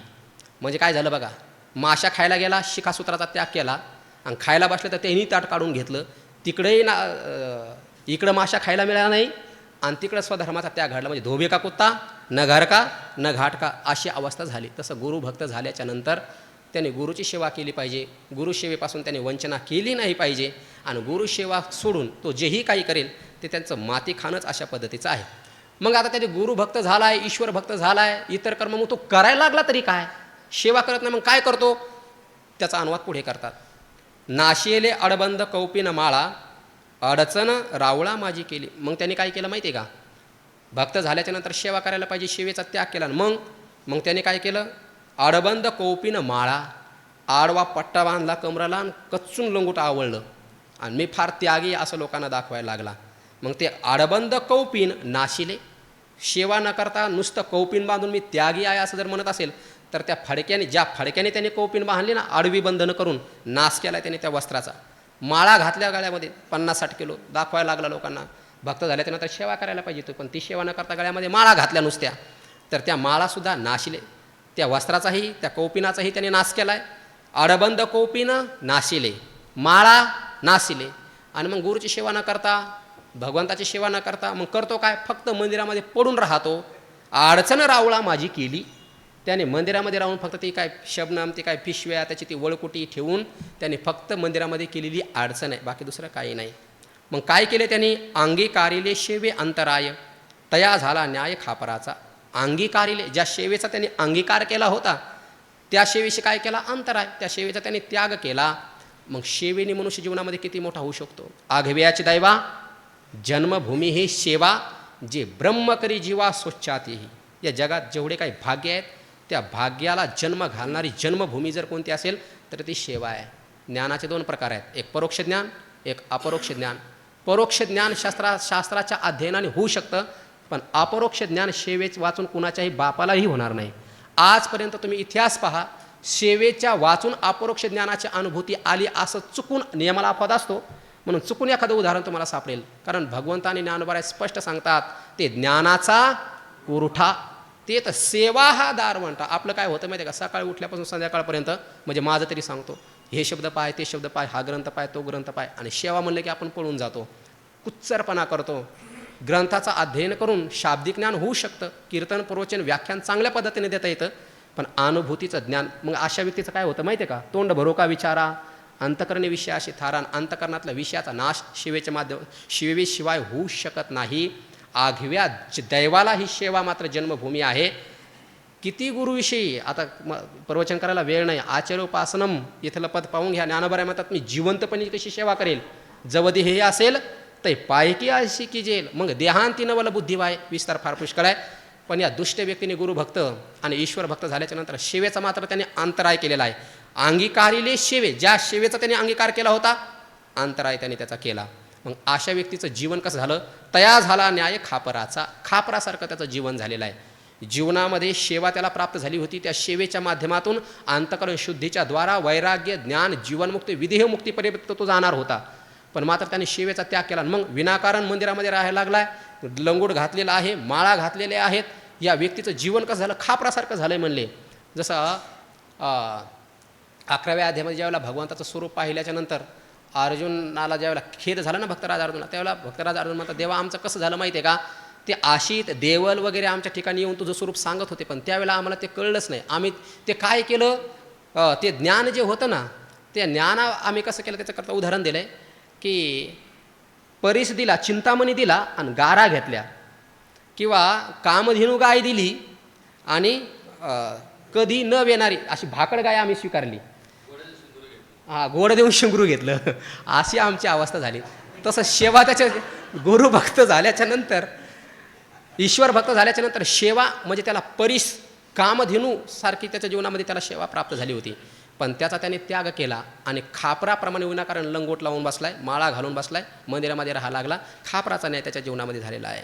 तुका म्हणे कोठे तोगो येती घाणी, आहाच ती म्हणे अधीरता. तुकोबाराय म्हणतात असे जे लोक आहेत सेवेचा त्याग करतात, विनाकारण लंगोट लावतात, गळ्यामध्ये माळा घालतात, नुसतं मंदिरामध्ये राहतात, सेवेपासून वंचित राहतात, खापराप्रमाणे त्यांचं जीवन झालेलं आहे. असे लोक कुठं परमार्थामध्ये तुका म्हणे ते घाणी, असे घाणेरडे लोक कुठे तगो येती, ते लोक कुठं परमार्थात टिकतात का? वरवर थोड्या दिवस त्यांची प्रसिद्धी होते, फार त्यागी असं म्हणून दिसतात, परंतु त्यांच्या मनामध्ये वेगळंच काहीतरी चालतं म्हणून आज न उद्या त्यांची फजिती होती, त्यांची निंदा होती. आहाच ते म्हणे अधीरता. लोकांना ते दाखवतात, वरवर दाखवतात अधीरता. हे ज्ञानाकरता भगवंताकरता किती तळमळतायत, किती भगवंताकरता याने त्याग केला आहे, पण त्यांचा तो त्याग अधीरता वरवरचा केलेला त्यांनी तो जो त्याग आहे ते मात्र टिकत नाही. त्यांचा तो दाखवलेला जो दांभिक परमार्थ आहे तो मात्र टिकत नाही. तो का म्हणे कोठे तगो येती घाणी, असे घाणेरडे लोक या परमार्थामध्ये कुठे टिकतात का? नाही. मग त्यांच्या मनामध्ये जो परमार्थाविषयी झालेली अधीरता आहे, आहाच ते म्हणे अधीरता, ती वरवरची त्यांच्या अंतःकरणामध्ये उत्पन्न झालेली अधीरता आहे. आता पुढील अभंगातून जगद्गुरु तुकोबाराय कृतघ्न व्यक्ती आहे, त्याच्यावरती तुम्ही कितीही उपकार करा, ते उपकार केल्याच्या नंतर त्याची फेड तो अपकारानेच करतो. अशा अपकारी लोकांचं तोंडसुद्धा मला पाहायला मिळू नये, अशा पद्धतीचा विचार पुढील अभंगातून सांगतात. गयाळाचे काम हिताचा आवारा, लाज फजित खोरा असत नाही. गयाळ, गयाळ म्हणजे गबाळ व्यक्ती. घाळ म्हणतो ना आपण त्याला, घाळ म्हणजे कोणतीही क्रिया करायला सांगितली तर 1 मिनिट जिथं लावायचं तिथं 1 तास लावतो, असा घाळ व्यक्ती जो आहे. दीर्घसूत्री असा व्यक्ती जो आहे, त्याचं कितीही काम करा, त्याला किती उपकार करा तुम्ही जीवनामध्ये, किंवा त्याचं हित होईल अशा क्रिया त्याच्यासाठी कितीही करा, त्या आवार व्यक्तीला, म्हणजे कोणतंही काम न करणारा, नुसतं मूर्खासारखा फिरणारा, आवारा पागल दिवाना असा जो मूर्ख व्यक्ती आहे, त्याच्यासाठी तुम्ही कितीही हित करा, कितीही त्याचं काही करा, त्याला मात्र त्याचं ते कार्य करत असताना, त्याचं हित करत असताना, त्या हित करणाऱ्या व्यक्तीला किती कष्ट होतात, त्या व्यक्तीला त्याची लाज वाटत नाही. लाज फजित खोरा असत नाही. त्याचं हित करत आहे ही व्यक्ती, ती हित करत असताना त्या हित करणाऱ्या व्यक्तीला किती कष्ट होत आहेत. त्याचं एखादं काम करत आहे, ते काम करत असताना त्या काम करणाऱ्या व्यक्तीला किती कष्ट होत आहेत. त्या दीर्घसूत्री व्यक्तीला, त्या दुष्ट व्यक्तीला, त्या दुर्जन व्यक्तीला, त्या फजित खोराला त्याची लाज वाटत नाही. चालतं म्हणतात, करतच असतात हे लोक, त्यांचा धर्म येतो. दया ही त्यांच्याकरता अंतःकरणामध्ये आहे. मग ती दया आपलं काम करून त्यांनी सिद्ध नाही करायची, तर मग कोणाचं काम करून सिद्ध करायची, असे ते फजित खोर लोक ते बोलत असतात, त्यांना लाज वाटत नाही मात्र. मग असे जे दुष्ट लोक आहेत, कृतज्ञ लोक आहेत, तुकोबाराय म्हणतात चित्ता न मिळे ते तोंडा सळे येते. चित्ता न मिळे ते लोक जे आहेत माझ्या चित्ताला पटत नाहीत, ते डोळा सलो येते. असे जे लोक आहेत, कृतज्ञ जे लोक आहेत, ते माझ्या डोळ्यामध्ये सालतात म्हणतात. ते चित्तामध्ये त्यांचं आचरण, त्यांचं वागणं माझ्या चित्ताला पटत नाही. त्यांना पाहिल्याच्या नंतर माझ्या चित्तामध्ये ते सालतात, माझ्या डोळ्यामध्ये ते सलत आहेत. असावे परते जवळूनी, आणि असे जे लोक आहेत त्या लोकांपासून परते जवळूनी असावे. त्या लोकांना दूरच मात्र त्यांचा त्याग करावा, त्यांच्यापासून सुरक्षित अंतर ठेवलं पाहिजे, सुरक्षित त्यांच्यापासून दूरच राहिलं पाहिजे. मग असे जे लोक आहेत, न करावा संग न बोलावी मात. अशा मूर्ख लोकांबरोबर बोलू नये, त्यांचा संग देखील करू नये. न करावा संग, त्यांचा संग करू नये. न बोलावी मात, त्यांच्यासोबत एक शब्द देखील बोलू नये. सावधान चित्त नाही त्याशी, कारण त्याचं चित्त सावधान नसल्यामुळे त्याचा संग करू नये, त्याच्यासोबत बोलू नये, त्याच्यापासून दूरच राहिलं पाहिजे. पण असे जे मूर्ख लोक जे आहेत, त्यांचा संग केला नाही, त्यांच्यासोबत बोललं नाही, त्यांच्यापासून किती दूर राहण्याचा प्रयत्न जर केला, तर तुकोबाराय म्हणतात ही माकडं विनाकारण आपल्या जीवनामध्ये येतात आणि दुःख दिल्याशिवाय मात्र राहत नाहीत आणि संकट देखील उत्पन्न करतात. तुका म्हणे दुःख देतील माकडे. अशा दुष्ट, दुर्जन, कृतघ्न, घयाळ अशा लोकांपासून तुम्ही कितीही दूर राहा, ते माकडं मात्र तुमच्या जीवनामध्ये विनाकारण उड्या मारायला आल्याशिवाय राहतच नाहीत. मधात तोंड घालतीलच येऊन, चमचेगिरी करणारच ते येऊन, ते मात्र तुम्हाला सोडणार नाहीत. म्हणून तुकोबाराय म्हणतात ते माकडे दुःख देतील आणि उफराटे संकटे साकडे घालतील. उफराट उलट तुमच्या जीवनामध्ये ते संकटच उत्पन्न करतील, बाकी दुसरं ते काही करणार नाहीत. मग असे जे मूर्ख लोक आहेत त्या लोकांमध्ये तुम्ही न जाता तुम्ही एकांतामध्येच राहिलं पाहिजे, एकांतामध्येच आपली साधना केली पाहिजे. हा भाव पुढील अभंगातून प्रगट करतात बघा. बहुबरे एकाएकी संग चुकी करावा. आता ह्या जो वरच्या अभंगामध्ये जो घायाळ व्यक्ती दाखवलेला आहे ना, त्या लोकांपेक्षा बहुबरे एकाएकी, त्या लोकांमध्ये न जाण्यापेक्षा, त्यांच्यामध्ये न जाता एकाएकी बरे, आपण एकांतामध्ये राहणं हेच मात्र बरं आहे. म्हणून हे सज्जन संत हे जे लोक असतात ना ते लोकांतामध्ये येतच नाहीत महाराज. बहु एकांतावरी प्रीती जया जनपदाची खंती. ज्याला एकांत आवडतो आणि एकांतामध्ये जाऊन जो साधना करतो, ज्ञानोबराय म्हणतात, त्याला ज्ञान प्राप्त करण्याची गरज नाही. मग जाण मनुष्याकार्य मूर्ती ज्ञानची, तो मूर्तिमंत ज्ञान आहे. म्हणून तर तुकोबराय म्हणतात ना, एकांताचा संग देई मज देवा आघात या जीवा आघात चुकवून एकांताचा संग देई. मग कोणत्या जीवांचा आघात? हे जे वरच्या अभंगामध्ये घायाळ, दुष्ट, कृतघ्न अशा लोकांचा संग मला नको. एकांतामध्ये राहणं फार बरं आहे. जगद्गुरु तुकोबराय म्हणतात. म्हणून एकाएकी बरे, या मूर्ख लोकांपासून दूर राहिलेलंच बरं आहे. म्हणून या महात्मा लोकांना एकांतच आवडतो. बघा कुठं राहायला आवडतं त्यांना? शैल कक्षाची कुहरे, जळाशय परिसरे, आदिष्ठी आदरे नगरानये. हा व्यक्ती एकांतामध्ये राहतो, गुहेमध्ये राहतो, तीर्थे धवते तटे, तीर्थ शुद्ध ठिकाणी वसवू जया असं त्याला शुचौदेशे प्रतिष्ठाप्य अशा ठिकाणी त्याला राहायला आवडतं. मग अशा लोकांचा त्याग करून, दुष्ट लोकांचा त्याग करून एकांतामध्ये राहणं बरं आहे. संग चुकी करावा, त्या लोकांचा जो संघ आहे त्याचा त्याग करावा. पण जगद्गुरु तुकोबाराय एवढं प्रखर तुम्ही का बोलता त्यांच्याविषयी? का बरं तुम्ही म्हणता तो दुष्ट व्यक्ती माझ्या डोळ्यात सलतो, माझ्या चित्ताला तो पटत नाही, त्याचा त्याग करावा, ते माकडे आहेत, एकांतामध्येच बरं आहे, हे कशामुळे तुम्ही बोलतात? तुकोबाराय म्हणतात विनाकारण नाही बोलत. मला काही अनुभव आले जीवनामध्ये, ऐसे बरे झाले ठावे अनुभवे आपुल्या. माझ्या अनुभवाने मी सांगतोय, आपुल्या अनुभवे ठावे झाले बरे. माझ्या अनुभवाने मला हे लक्षात आलंय की या दुष्ट लोकांमध्ये जाऊ नये, एकांतामध्येच राहिलं पाहिजे. पण जगद्गुरु तुकोबाराय मनुष्य जन्म प्राप्त झाल्याच्या नंतर लोकांतामध्ये जावंच लागेल ना. काही काम जीवनामध्ये पडतात, तो एकटा व्यक्ती करू शकत नाही, लोकांतामध्ये गेल्याशिवाय ते काम पूर्ण होत नाहीत. मग काय कराल?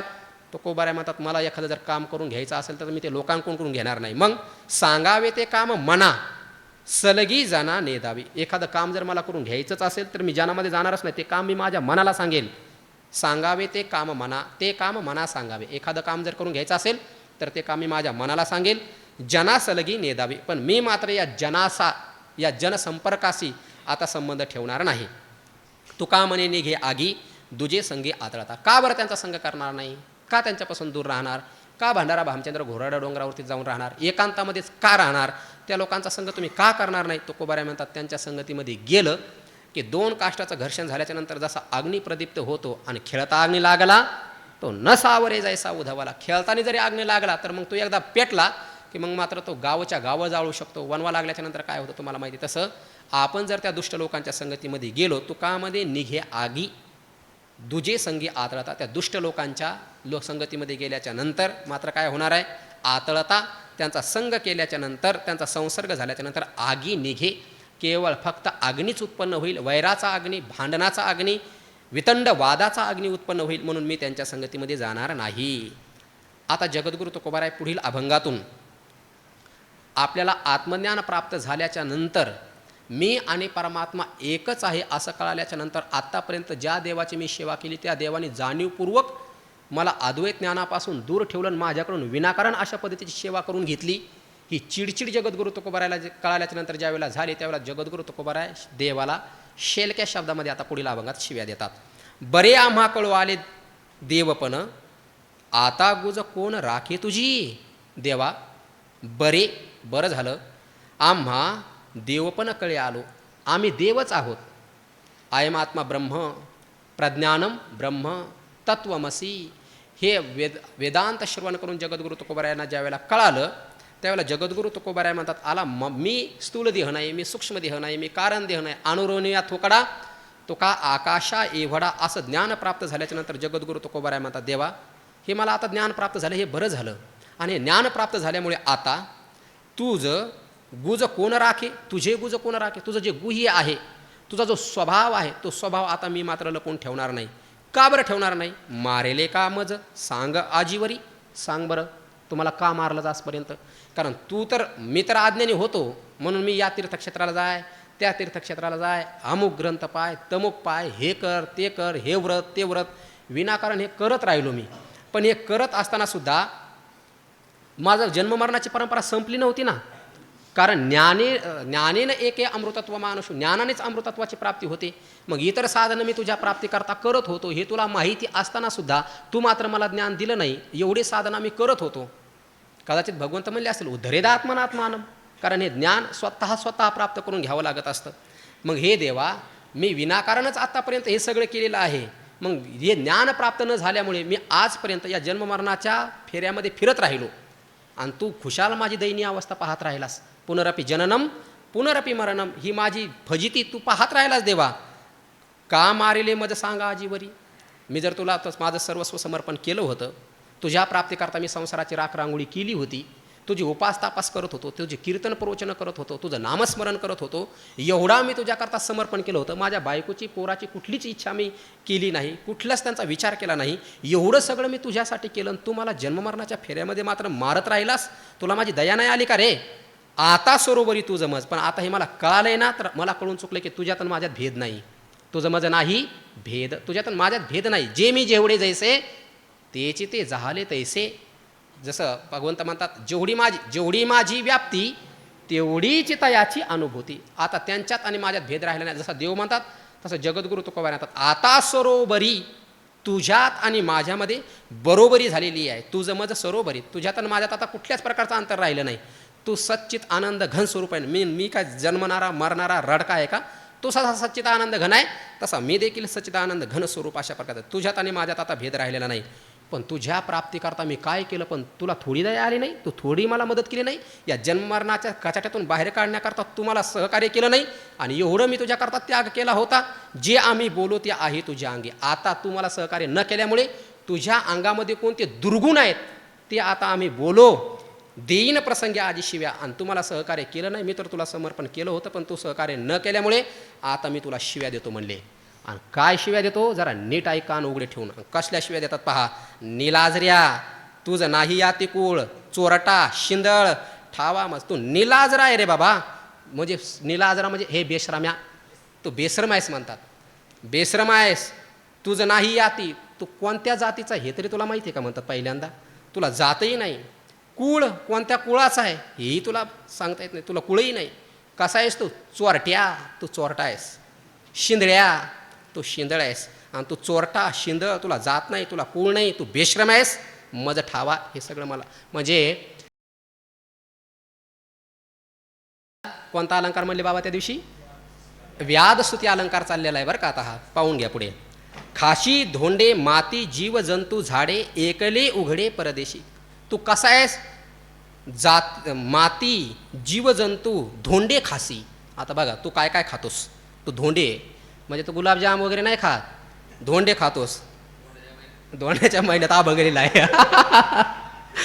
धोंड्याच्या महिन्यात हा बघलेला म्हणून धोंडे खातो म्हणते बघा. माती खासी, माती खातोस. अजून काय खातोस. जीवजंतू झाडे, जीवजंतू हे सगळे तू खातोस. एकले उघडे परदेशी. तू एकटा आहेस, तुला जोडीदार कोणी मात्र नाही. उघडा आहेस तू. उघडा म्हणजे कसा आहेस. उघडा या शब्दाचा अर्थ केलेला आहे निरपेक्ष उघडा आहे म्हणतात. पुन्हा काय अनावृत्त. उघडा म्हणजे अनावृत्त, तुला कसल्याच प्रकारचं आवरण नाही आहे. आता आणि परदेशी आहेस. परदेशी म्हणजे दूरच्या देशातला तू आहेस. आता हे सगळे आध्यात्मिक अर्थ आपल्याला लावता येतील बरं का याचे. तू कसा आहेस. गाढव आहेस, कुत्रा आहेस. गाढव कुत्रा ऐसा मज ठावा. तू गाढव आहेस, कुत्रा आहेस हे मला माहीत झालं आहे. बैल तू देवा भारवाई. तू बैल आहेस. बैला म्हणतात देवाला डायरेक्ट सरळ सरळ. बैल आहेस तू भार वाहणारा. लटक्या तू मागे बहुताशी ठावा. पाठीमागं पुष्कळ ऋषी मुनीला साधू संतांना माहीत झालं आहे तू लटका आहेस म्हणजे खोटं बोलणार आहेस, खोटरडा आहेस तू. आले अनुभवा माझे. केवळ फक्त पाठीमागच्याच लोकांनी तू लटका आहेस हे सांगितलं आहे असंही नाही, तर माझ्या अनुभवातही आले. ते माझ्याच देखील अनुभवाला आलेलं आहे. तुका म्हणे मज खवळले भांडा. हे भांडक्या, हे भांडकुदळा. मी हे जे बोलायला लागलो ना, हे बोलणं तुम्हाला खवळीला आहे. आता धीर तोंडा न धरवे. त्यामुळे आता मला बोलण्याविषयी धीर धरवत नाही. म्हणजे आता मला वाटेल ते मी तुला बोलणार आहे. हे भांडण करण्याकरता तूच तर मला खवळीला आहे. तू कसा आहेस म्हणले. तू निलाजरा आहेस. तुला लाज वाटत नाही. भक्ताचं काम करण्याकरता देवाला लाज वाटत नाही. तुझं जात नाही. देवाला कोणती जात आहे. कोणत्या जातीचं म्हणाल त्याला. त्याला कोणतीही जात नाही. कुळ नाही. त्या परमात्म्याला कोणतंही कुळ नाही. चोरटा आहेस. चोरट्या चित्ताचे म्हणले की नाही. चित्त चोरून घेणारा हा परमात्मा चोरटा आहे. शिंदळ म्हणलेला आहे. किंवा खासी धोंडे माती जीवजंतू झाडे. प्रलय झाल्याच्या नंतर ह्या सगळ्यांचाच तू ऱ्हास करून टाकतोस नाही, सगळ्यांना तू खाऊन टाकणार आहेस. तू एकटा आहेस. तू एकटा. त्याच्या जातीतलं दुसरं कोणी आहे का. एकमेवा अद्वितीयम ब्रह्म. तू एकटा आहेस. उघडा, अनावृत आहेस. कुठलंच आवरण तुझ्या स्वरूपाच्या ठिकाणी नाही. ना मायेचं, न तत्कार्य ना अज्ञान ना अज्ञान कार्य कुठलंच, ना पंचमहाभूत, ना कुठलं, ना जात ना धर्म, कुठलंच आवरण तुझ्या स्वरूपावरती नाही. न भूमीर न तोयम न तेजो न वायुर न खमनेंद्रियम वा न तेषां समूह अनेकांतकत्वा सुसुप्ते कसिद्धस्ततेको वशिष्ठस्य व केवलोहम. ना जात म्हणले ना त्यानं, न वर्णा न वर्णाश्रमाचार धर्मा न मे धारणा ध्यान योगादयोपी अनात्माश्रया ममाध्यासहानात तदेको वशिष्ठस्य व केवलोहम. कुठल्या वर्णाचा नाही, कुठल्या शास्त्राचं देखील आवरण त्याच्या स्वरूपावरती नाही. न सांख्यम न शैवम न तत्पांचनात्रम. पूर्ण ते 10 श्लोक तुम्ही पाहून घ्या. तू गाढव आहेस, तू कुत्रा आहेस. कुत्राचा स्वभाव इमानदारीपणा असतो, तसा हा परमात्मा इमानदार आहे. जो त्याची सेवा करतो त्याचं ऋणामध्ये तो मात्र कधी राहत नाहीस. तू गाढव आहेस, तू कुत्रा आहेस हे मला माहीत झालेलं आहे. तू भारवाही आहेस. द्रौपदीच्या चपला घेऊन परमात्मा बाहेर उभा होते की नाही. महाभारतातली कथा ज्यावेळेला भीष्माचार्यांनी प्रतिज्ञा केली उद्या निष्पांडव पृथ्वी करील, त्या द्रौपदीला भीष्माचार्याकडे घेऊन जाणारा हा परमात्माच होता, म्हणून तो भारवाही होता. लटिका, तो खोटं बोलणारा आहेस. खोटं बोलतोस तू. मी हे करणार नाही, मी ते करणार नाही, पण भक्त संकटात सापडला की तू धावून आल्याशिवाय मात्र राहत नाहीस. असा तो लटकाय पाठीमागं ऋषीमुनींनी सांगितलंय आणि तेच माझ्या देखील अनुभवाला मात्र आलेला आहे.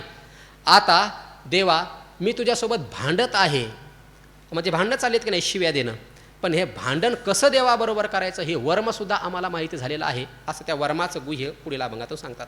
आम्ही भांडो तुझं सवे वर्मी धरू झाले ठावे.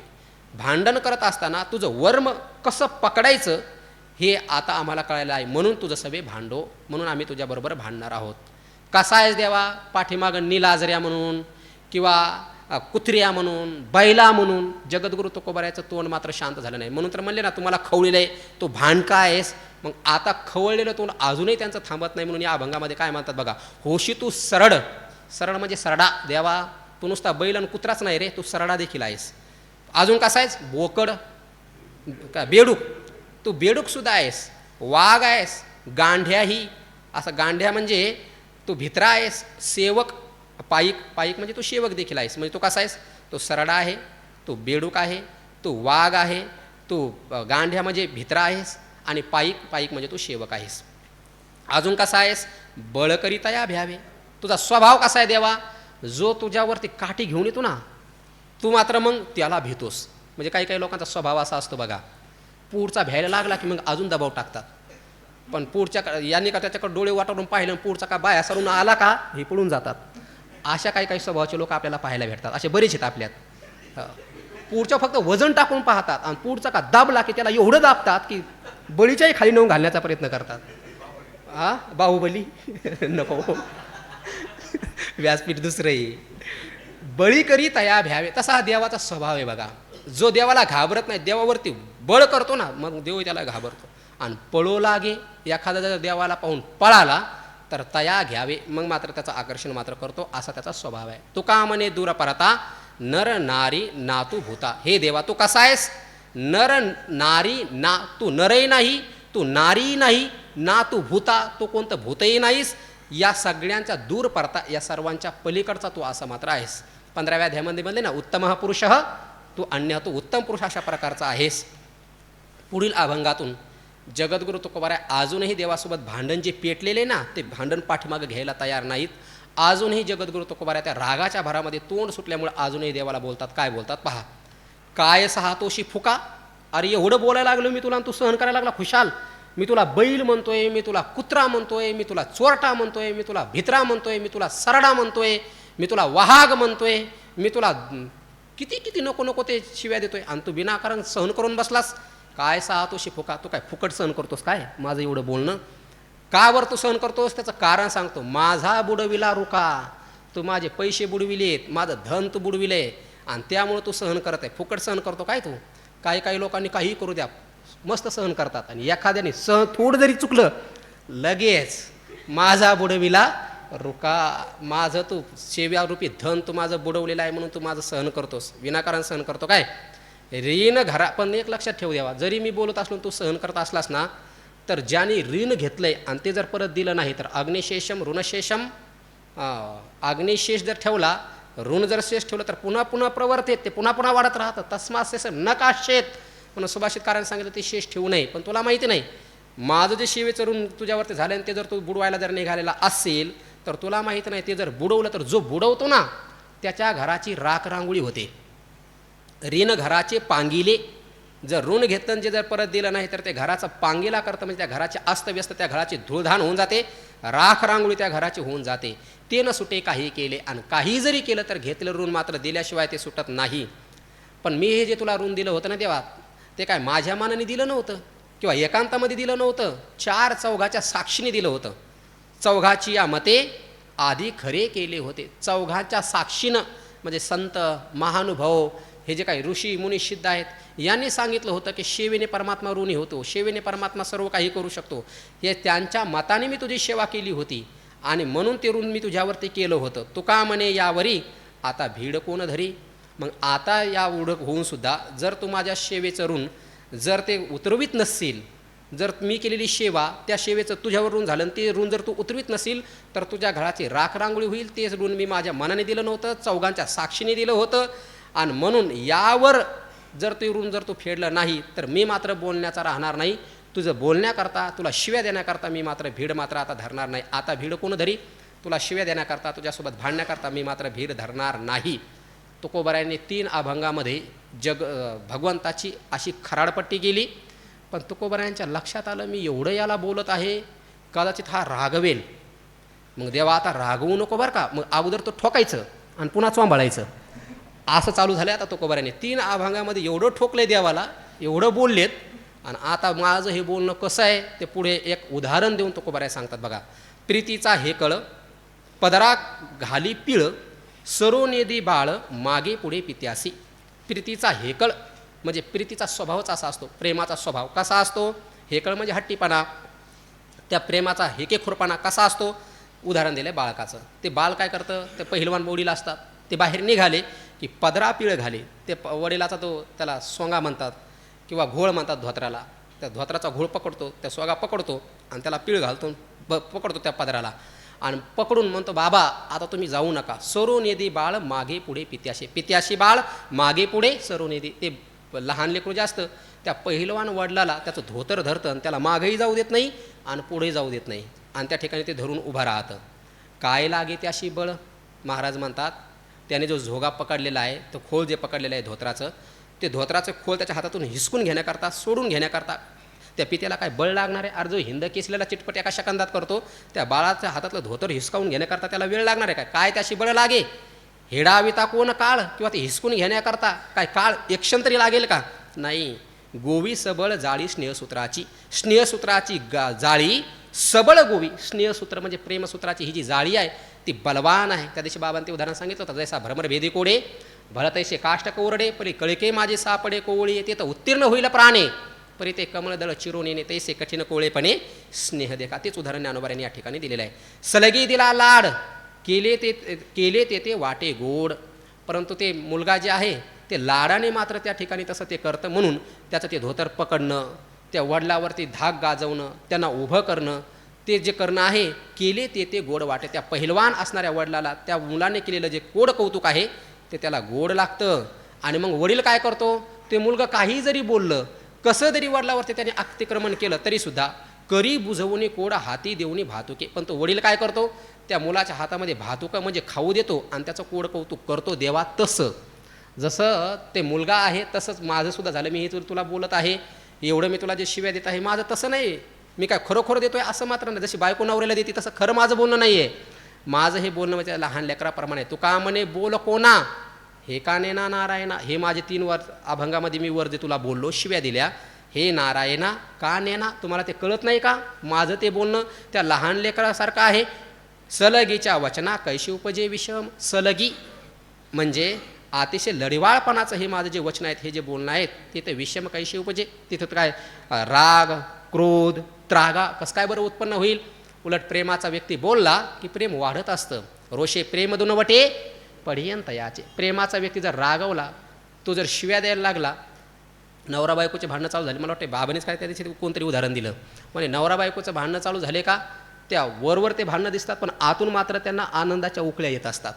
म्हणून हे देवा माझं हे जे बोलणं आहे, वरवर मी तुला बैल म्हणतो, तुला सरडा म्हणतो, तुला कुत्र्या म्हणतो, तुला भांडा म्हणतो, तुला नको नको बेडका म्हणतो, पण हे माझं वरवरचं बोलणं आहे ना, या बोलण्यात तू माझ्यावरती रागवणार नाही. त्या लहान लेकराप्रमाणे माझं बोलणं आहे. आणि सलगीच्या प्रेमाच्या या वचनाने तुला विषम कैची उपजे, तुला मात्र माझ्या बोलण्याने या क्रोध मात्र येणार नाही.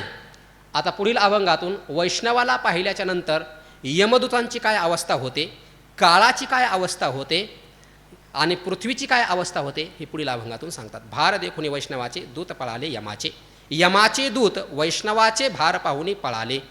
हे वैष्णव जे आहेत ना, वैष्णव जन तो येणे कही येवे, पीड पराई जाणे रे, असे संत महानुभव वैष्णव साधू संतांना पाहून हे यमाचे जे दूत आहेत ते पळून गेलेले आहेत. आले आले वैष्णवीर काळ कापती असुर. या वैष्णवाला आलेला पाहिल्याच्या नंतर काळ आहे तो कापत आहे, असुर जो आहे तो कापत आहे, म्हणजे थरथर थरथर त्याच्या अंगाला घाम सुटलेला आहे. हे घाबरलेले मात्र आहेत. काय काय आहे त्या वैष्णवांच्या हातामध्ये? गरुड टक्याच्या भारे भूमी गरजे जय जयकारे. त्या वैष्णवांच्या हातामध्ये गरुड टके, गरुड टके म्हणजे गरुडाचे चिन्हांकित असणारे जे काय ध्वज आहेत, आपण त्याला पताका म्हणतो, ती ध्वज त्यांच्या हातामध्ये आहे. आणि त्या ध्वजेला त्या वैष्णवाला पाहून यमदूत पळून केले. काळ कापत आहेत, आसूर कापत आहेत. आणि या वैष्णवाच्या जय जयकाराने, त्याच्या जयघोषाने, त्यांच्या भजनाच्या, त्या मृदंगाच्या, त्या टाळाच्या नादाने, त्या विण्याच्या नादाने भूमी जय जयकारे गरजे. ही जी भूमी आहे ती गर्जना करत आहे. तो का म्हणे काळ पळे देखून या बळ. या वैष्णवाचं बळ पाहून, त्यांची शक्ती पाहून काळ पळे. तो का म्हणे काळ बळ देखून या पळे. या वैष्णवांचं बळ जर पाहिलं, कळे काळावरी घातली कास. आणि किती बलवान आहेत हे एक एकावनी बळी रे. एकापेक्षा एक हे बलवान आहेत. म्हणून यांचं बळ पाहिल्याच्या नंतर यमदूत पळून गेले. काल थरथर कापायला लागला, आसूर देखील थरथर कापायला लागला. आणि यांचं बळ, यांची शक्ती, यांचं सामर्थ्य पाहून भूमीला देखील आनंद होत आहे. आता पुढील अभंगातून जगद्गुरु तुकोबराय मनाला किंवा समाजाला उपदेश करतात. रंगी रंगे रे श्रीरंगे काय भुललासी पतंगे. रे श्रीरंगे रंगी. रे म्हणजे हे मना, श्रीरंगी रंगे रंगी. परमात्म्याचा जो रंग आहे त्या रंगामध्ये तू रंगून जा. कारण मनाचा स्वभाव आहे खालरा धावे पाणी, भ्रमर पुष्पाची घ्राणी. कारण ह्या मनाचा स्वभाव आहे, या विषया वाचून काही अनेक सर्वथा रम्यची नाही. विषय सोडून या मनाला दुसरं काही आवडत नाही. म्हणून हे मन विषयाच्या रंगामध्ये रंगायला जातं, पण विषयाच्या रंगामध्ये रंगण्याकरता गेलं तर त्याचा त्या ठिकाणी आत्मघात होतो. म्हणून श्रीरंगी रंगे रंगे रे. हे मना त्या परमात्म्याच्या रंगामध्ये तू रंग. काय भुललासी, कशाला या बाह्य रंगामध्ये रंगतोस? कसा? उदाहरण कसं देतात, पतंगे, पतंगाप्रमाणे या बाह्य रंगामध्ये तू रंगू नको. बाह्य रंगामध्ये जर रंगला तर उदाहरण दिले पतंगाचं एका शब्दामध्ये.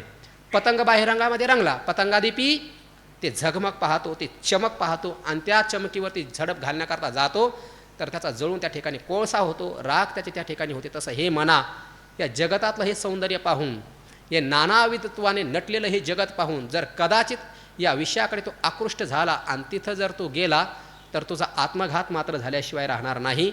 म्हणून त्या रंगामध्ये न रंगता तू परमात्म्याच्या रंगामध्ये रंगून जा.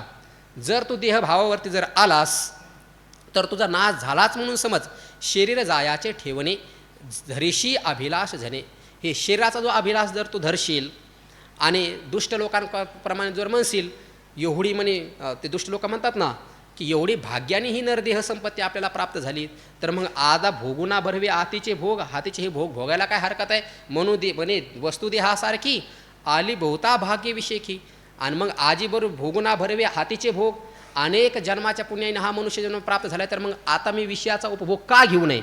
या भावनेने लोक त्या विषयाच्या उपभोगामध्ये प्रवृत्त होतात. आणि कदाचित म्हणा देहाचा अभिमान धारण करून जर तू त्या विषयाच्या नादी लागलास तर तुला माहिती नाही बघावा, भोगे जात जे तुले एका देहाची निकया लागले आणि देहतवासे पडेले काळाची या तोंडे. शरीर जायाचे ठेवणे. हे शरीर जे आहे हे जाण्याकरताच आहे. कारण देह काय शरीर जाईल, काय देह जाईल जाईल यासी काळोबा खाईल. शरीर हे जाणारच आहे. झनी धरीशे अभिलाष. कदाचित आता तो अभिलाषा करशील पण याचा अभिलाष तू धरू नको. नव्हे तुझा हा परिवार द्रव्यदारा क्षणभंगूर. हा परिवार देखील तुझा नाही.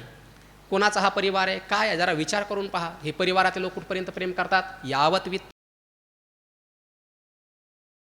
पश्चात जीवती जर्जर देहे वार्ताम कोपीन पृच्छती गेहे. याचाच भाषांतर जगद्गुरु तुकोबरायाने केलं. जोवरी चळण गा तोवरी म्हणती माझा. जोपर्यंत तुम्ही पैसा कमवता तोपर्यंत हे माझे माझे म्हणतात. कोण कोणाचं नाही या ठिकाणी. तुझे नाही कुणाचे कुणी, तुझे नव्हे. कोण या जगात कुणाचं नाही. तुझा नव्हे हा परिवार.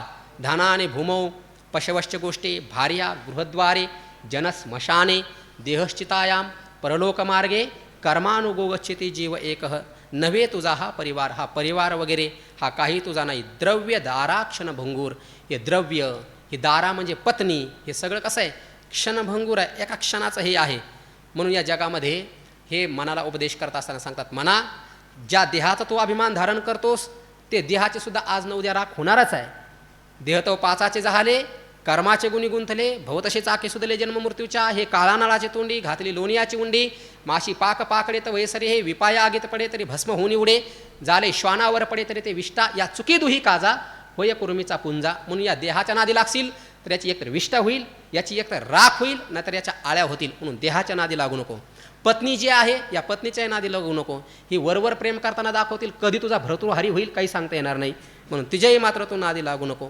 धनाच्या नादी लागशील तर हे धन म्हणजे काय बाबा, लक्ष्मीत्वय भंग चपला, ही पाण्यासारखी आहे, आज येते तर उद्या निघून जाते. म्हणून बायकोच्याही नादी लागू नको, धनाच्याही नादी लागू नको, शरीराच्याही नादी लागू नको. मग करायचं तरी काय, अंतकाळीचा सोयरा तुका म्हणे विठू धरा. अंतकाळामध्ये पत्नी नाही येणार, धनही नाही येणार, शरीरही नाही, सगळं जागेवर राहणार आहे. अंतकाळी केवळ फक्त आपला सोयरा आपल्याला वाचवणारा केवळ फक्त परमात्मा आहे आणि त्याला तुम्ही धरा. तो परमात्माच बंधनातून सोडू शकतो, बाकी दुसरं कोणीही बंधनातून सोडू शकत नाही. आज ही जी भाऊबीज नावाचा सण आहे ना, भाऊ कुणाला म्हणतात, जो बंधनातून सोडवतो त्याला बंधू म्हणतात. आणि या जगामध्ये आपला खरा बंधू एकच असू शकतो. ज्ञानोबाराय म्हणतात, फिडिता बंधनाचा ठावो तू जगदबंधू आहेसा भाव. हे जे भाऊ आहेत ना, हे एका बहिणीचे भाऊ असतात, बाकी दुसऱ्या बहिणी काय असतात त्याचा विचार करण्याकरता आपल्याला काही वेळ या ठिकाणी नाही. पण या जगामध्ये जगाचं बंधन सोडवणारे हे केवळ फक्त श्रीगुरू किंवा परमात्मा असतो. म्हणून फिडिता बंधनाचा ठावो तू जगदबंधू, म्हणून ह्या जगाच्या बंधनातून सोडवणारा हा परमात्मा हे श्रीगुरू आहेत. म्हणून मनाला उपदेश करताना म्हणतात, देहाच्या पत्नीच्या धनाच्या कोणाच्याही नादी लागू नको. शेवटी केवळ फक्त एक अंतकाळाचा सोयरा परमात्मा आहे आणि त्या विठूला, त्या परमात्म्याला तू धर बाबा. आता ज्या व्यक्तीने जन्माला येऊन विनाकारण आपलं आयुष्य संसारामध्ये घालवलं त्या व्यक्तीला कसं बोलतात आणि बोलून मार्गदर्शन करतात. जन्मा येऊन काय तुवा केले, जन्माला येऊन काय केलं बाबा. जो विषयासक्त आहे, रात्रंदिवस उठल्यापासून तर झोपेत जाईपर्यंत, जन्माल्यापासून तर माथाडा झाला आहे तोपर्यंत देखील संसाराची इच्छा सोडायला तयार होत नाही. त्या दिवशी कोणतरी स्वरूप सांगितलं होता, अंगम गलितम फलितम मुंडम दशनविहीनम जातम तुंडम वृद्धो याती गृहीत्वा दंडम तदपिन मुंचती आशापिंडम.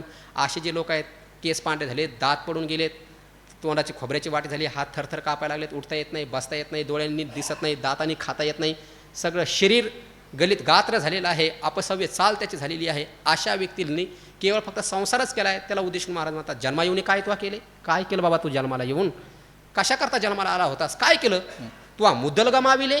परमात्म्याने हे जे नरजन्म दिला होता, जे आयुष्य तुला दिलं होतं, विनाकारण मुद्दल तू संसारामध्ये विषयाच्या सेवनामध्ये सगळं गमवून बसलास.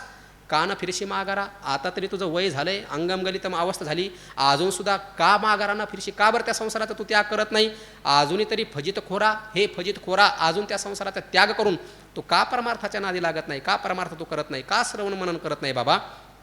केली गाठोळीची नासी, तुझ्या हातामध्ये गाठोडीला परमात्म्याने जे आयुष्य दिलं होतं, जो वेळ तुला दिला होता, त्याचा तू नाश केलास. पण हा नाश केल्यामुळे पुढे तुला भीकच मागावं लागणार आहे, बाकी दुसऱ्या तुझ्या पदरामध्ये काही पडणार नाही. तू का म्हणे ठाया जाई आपुल्या आलिया. म्हणून हे बाबा, आत्तापर्यंत परमात्म्याने दिलेलं आयुष्य तू संसारामध्ये घालवलं आहे, क्षणभंगूर नाशवान असणाऱ्या विषयाच्या उपभोगामध्ये घालवलेला आहे. आता तरी तू त्याचा त्याग कर, आता तरी पुढे हाच उपदेश नका करू नास आयुष्याचा. आता तरी सांगतो तुम्हाला, लागोनी पाया विनवितो तुम्हाला, कराट काय करे टाळी बोला मुखे नाम. आता तरी तुम्हाला मी विनंती करून सांगतो, आता तरी बाबा स्वतः या विषयामध्ये नका गुंतू, नका त्या संसारामध्ये गुंतू, आता तरी त्याचा त्याग करा. म्हणून जगद्गुरु तुकोबाराय सांगतात, या सगळ्यांचा त्याग करून आपुल्या ठाया जाई. आपलं जे निजपद आहे त्या निजपदाला मात्र तुझा, असा त्या विषयासक्त संसारिक लोकाला या उपदेशातून, अभंगातून उपदेश करतात.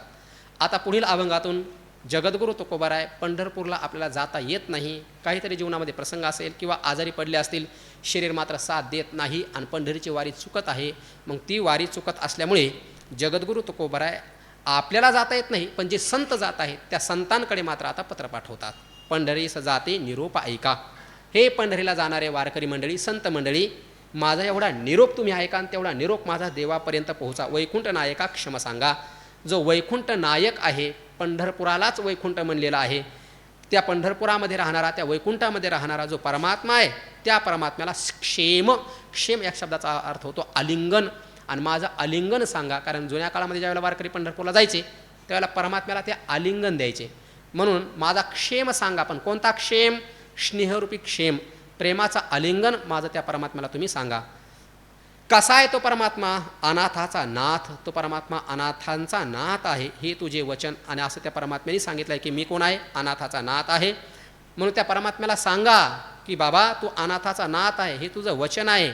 म्हणून धावे नको दीन गाजो देऊ, तू धावून ये. आणि हे जे विकार आहेत, या विकाराच्या माध्यमातून मला गांजू देऊ नकोस, माझी फजिती होऊ देऊ नकोस, या विकाराच्या माध्यमातून माझं छळण होऊ देऊ नकोस. त्या छळापासून, त्या दुःखापासून वाचवण्याकरता हे अनाथाच्या नाथा तू धावून ये, असं तुम्ही संतमणी त्या परमात्म्याला सांगा. ग्राशिलो भुजंगे सर्पे महाकाळे, महाकाळे भुजंगे सर्पे ग्राशिलो. महान असणारा हा जो काळ आहे, या काळाने आता मला ग्रासलेला आहे. त्यामुळे ताप आल्यामुळे किंवा जीवनामध्ये काही संकट उत्पन्न झाल्यामुळे मी तुझ्यापर्यंत येऊ शकत नाही. या काळाने मला ग्रासलेला आहे. न दिसे हे जाळे उगवता, मी स्वतःच्या शक्तीने हे जाळं आता उगवू शकेल असं मात्र मला उपाय मात्र या ठिकाणी दिसत नाही. बरं, हे काळालाही मी सोडू शकत नाही. हे जे जाळं माझ्यावरती पडलेलं आहे संकटाचं, त्याचाही मी त्याग करू शकत नाही. बरं, एवढंच नव्हे तर अजूनही माझा घात करण्याकरता कोण कोण आलंय? काम क्रोध सुनी श्वापदे बहुती, ओढिलो आवर्ती मायेची. हे कामरूपी, क्रोधरूपी हे जे श्वापद आहेत, या श्वापदानी या मायारूपी भवऱ्यामध्ये मला ओढून घेतलेला आहे. जो व्यक्ती कामाच्या आणि क्रोधाच्या अधीन होतो तो व्यक्ती नरकाच्या अधीन होतो. त्रिविधम नरकश्येदम, तिथं पुष्कळ विस्तार ज्ञानोबरायाने केलेला आहे. हे तिन्ही जब जागती तव निकयाची प्राप्ती, हे माझे कान ऐकती देवही मिने. किंवा तिसऱ्या अध्यायामध्ये काम एष क्रोध एष रजोगुण समुद्भवा महाशनो महापापमा विध्येन मिह वैरिनम, किंवा दैवी हिशा गुणमयी, तिथंही मायेचं वर्णन केलेलं आहे. हा सगळा विचार पाहून घ्या, विस्तारपूर्वक त्या ठिकाणी सांगितलं आहे. म्हणून जगद्गुरु तुकोबाराय म्हणतात, हे देवा तू अनाथाचा नाथ आहेत, म्हणून या विकाराने मला गांजू देऊ नकोस. या काळरूपी सर्पाने मला ग्रासून टाकलेलं आहे आणि हे जाळं कसं सोडवावं हे मला कळायला तयार होत नाही.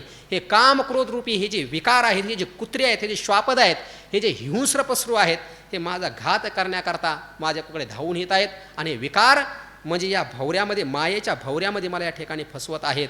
म्हणून हे अनाथाच्या नाथा तू पटकन धावून ये.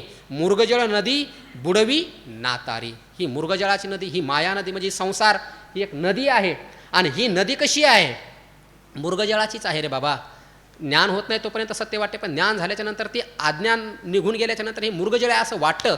आहे मुर्गजळाची, आहे खोटी, पण एवढी भयानक आहे ही ना बुडवी, ही बुडवीतही नाही, ना मारीतही मात्र नाही. म्हणजे जगवू देत नाही आणि मरू देत नाही, अशा प्रकारची ही मायारूपी नदी आहे. आणुनियावरी तळा नेते. ही काय करते मग? तळी नेते, म्हणजे कधी खाली नेते तर कधी वर आणते. मग अशा आपण पाहिलं संसारूपी वृक्षाचं, कधी ही वर घेऊन जाते तर कधी ही खाली घेऊन जाते. आहे माया नदीच, आहे हा क्षणिकच, आहे हा अध्यारोपच आहे, परंतु कधी वर घेऊन जातो तर कधी खाली घेऊन जातो. म्हणून हे देवा पटकन धावून ये आणि याच्यातून तुम्हाला वाचव. तू का म्हणे तू धरिले उदास. आणि देवा एवढी विनंती करून जर तू आला नाहीस, जर तू आम्हाला उदास धरलंस, तू आमची उपेक्षा केलीस, तू आमच्याकडे दुर्लक्ष केलं देवा, तरी पाहुवास कौनाची. दुसरं कोणावरती आम्ही विश्वास ठेवायचा? आमच्याकडनं चुका होणार आहेत, आमच्याकडनं नको ते प्रमाद होणार आहेत, नको त्या गोष्टी आमच्याकडनं घडणार आहेत, परंतु देवा तू आम्हाला उदास धरू नको. जर तू आम्हाला उदास जर धरलं तर तानया ते माय सांडून जरी जाय तरी ते कैशिनी जी ऐके कृष्णा तैसा सर्वापरी आमासी. देवा तूची एक आहासी. म्हणून देवा वर मी जे बोललो भांडलो तुझ्यासोबत ते माझं काही मनामध्ये घेऊ नको. लवकर धावून ये आणि मला या संसार चक्रातून तू वाचव. संतांकडे हे पत्र देत आहेत आणि ज्या संतांकडे पत्र देत आहेत त्या संतांची देखील आता पुढे विनंती करतात. कृपाळू सज्जन तुम्ही संतजन हेच कृपादान तुमचे मज, आठवण तुम्ही द्यावी पांडुरंगा, किंवा माझे सांगा काकुलती. अनाथ अपराधी पतिता गळा, परिपाया वेगळा नका करू. तुका म्हणे तुम्ही निरविल्यावरी मग मज हरी उपेक्षणा. ज्या संतांना हे पत्र दिलं त्या संतांना म्हणतात तुम्ही कशा आहात? तुम्ही कृपाळू आहात, तुम्ही सज्जन आहात, तुम्ही संत आहात, म्हणून तुम्ही एवढे कृपादान माझ्यावरती करा. कोणती? ही जे मी पत्र देत आहे, हे पत्र देत असताना पांडुरंगाला माझी आठवण करून द्या आणि माझी कीव त्यांना सांगा. म्हणजे माझा विशेष असणारा अतिशय नमस्कार त्यांना तुम्ही काकुलतीला येऊन त्यांना तुम्ही सांगा. मी कसा आहे? अनाथ आहे, मी अपराधी आहे, मी पतित आहे, मी आगळा आहे. परी असा अनाथ अपराधी पतित असताना देखील म्हणून हे देवा, तुम्ही तुकोबरायला आपल्या पायापासून दूर करू नका, अशी तुम्ही माझ्याविषयी त्यांना करुणा भाका. आणि तुका म्हणे तुम्ही निरविल्यावरी. हे संत महानुभाव महापुरुषांनो, संतांनो, जर माझ्याविषयी माझ्यामार्फत माझ्याकडून जर त्या परमात्म्याला जर तुम्ही करुणा भाकली, निरविलं तुम्ही, म्हणजे तुम्ही जर त्या परमात्म्याकडे माझं करुणा भाकली, तर मग माझं हरी उपेक्षेना परमात्मा माझी उपेक्षा करणार नाही. आणि तुम्ही माझी ही करुणा परमात्म्याकडे भागतालच असा मला विश्वास आहे. तो विश्वास पुढील अभंगातून प्रगट करतात. संतांची या पायी हा माझा विश्वास. संत माझी करुणा त्या परमात्म्याकडे भागतील, माझ्याविषयी त्यांना कीव सांगतील, हा माझ्या अंतःकरणामध्ये विश्वास आहे. म्हणून मी तुमचा दास झालेलो आहे. कसा दास झालो आहे? सर्व भावे मी त्या संतांचा दास झालेलो आहे. म्हणून तेच माझं हित करणार आहेत. जेवढं काही हित आहे ते सगळं माझे ते करणार आहेत. म्हणून मी त्यांचा दास झालेला आहे. जेणे हा गोपाळ कृपा करी, भागली या मज वाहातील कडे. जर यदा कदाचित या संसारामध्ये या विकाराची निवृत्ती करत असताना मी जर दमलोच, तर मात्र हे संत मंडळी मला कडेवर घेतून ही माया नदी पार करून नेतील. म्हणून मी सर्व भावने त्यांचा दास झालेलो आहे. तुका म्हणे शेष घेईना आवडी, वचन न मोडी बोलिले येते. आणि असे जे संत आहेत, त्या संतांचं शेष म्हणजे त्यांच्या मुखातून आलेली ज्या आज्ञा आहेत, त्यांच्या मुखातून आलेला जो उपदेश आहे, तुम्ही अतिशय आवडीने ग्रहण करेल. आणि त्या आज्ञेप्रमाणे आणि त्या उपदेशाप्रमाणे मी माझे जीवन जगेल. वचन न मोडी बोलिले येते. त्यांच्या मुखातून आलेला कोणत्याच वचन, त्या वचनाचा मी त्याग करणार नाही. अशा पद्धतीची करुणा जगद्गुरु तुकोबाराय संतांकडे भागतात. आणि त्या संतांना परमात्म्याकडे आपली करुणा भाका अशा पद्धतीची विनंती करतात. असंच कृपादान तुम्ही माझ्यावरती करा ही विनंती करतात. अशाच पद्धतीची विनंती आपण देखील संतांकडे करायची आहे. तुम्ही संत माझी आकडा, दिठीचा कराल बहुडा, तरी तुम्हा माने एवढा होईल मी. तुम्ही संत माझ्यावरती कृपा कराल, त्या पद्धतीने जशी कृपा कराल तशा पद्धतीने मी या जीवनामध्ये होईल. अशीच विनंती या भाऊबीजीच्या आणि दीपावलीच्या शुभपर्वावरती या ठिकाणी करायची आहे. बोलत असताना जे काही योग्य बोललो असेल ते परमपूजनीय बाबांच्या सहवासामध्ये राहून त्यांच्या मुखामधून ऐकलेले हे शब्द आहेत. जसे त्यांच्या मुखातून ऐकले आणि जे शब्द हृदयामध्ये ठसले राहिले ते तुमच्यासमोर प्रगट करण्याचा प्रयत्न केला. योग्य अयोग्य सगळं बाबांचं आहे. म्हणून झालेली सेवा बाबांच्या चरणावरती, सर्व श्रोत्यांच्या चरणावरती समर्पित करून या ठिकाणी सेवेला पूर्णविराम देतो. तरी न्यूनते पुरते अधिक ते सरते, करून घ्यावे हे तुमते विनवितसे. पायाच्या प्रसादे काही बोलिलो विनोदे, मज क्षमा करणे संती, नोहे अंगभूत युक्ती. हरिही ओम तत्सत. रामकृष्ण हरी. ज्ञानदेव तुकाराम, ज्ञानदेव तुकाराम, देव तुकाराम, ज्ञानदेव तुकाराम, ज्ञानदेव तुकाराम, ज्ञानदेव तुकाराम, ज्ञानदेव तुकाराम, ज्ञानदेव तुकाराम, तुकाराम तुकाराम तुकाराम तुकाराम पुंडलिक वरदा हरी विठ्ठल श्री ज्ञानदेव तुकाराम, माऊली ज्ञानेश्वर महाराज जगद्गुरु तुकाराम तुकाराम महाराज, सद्गुरु जोग महाराज की जय. पुढील सत्र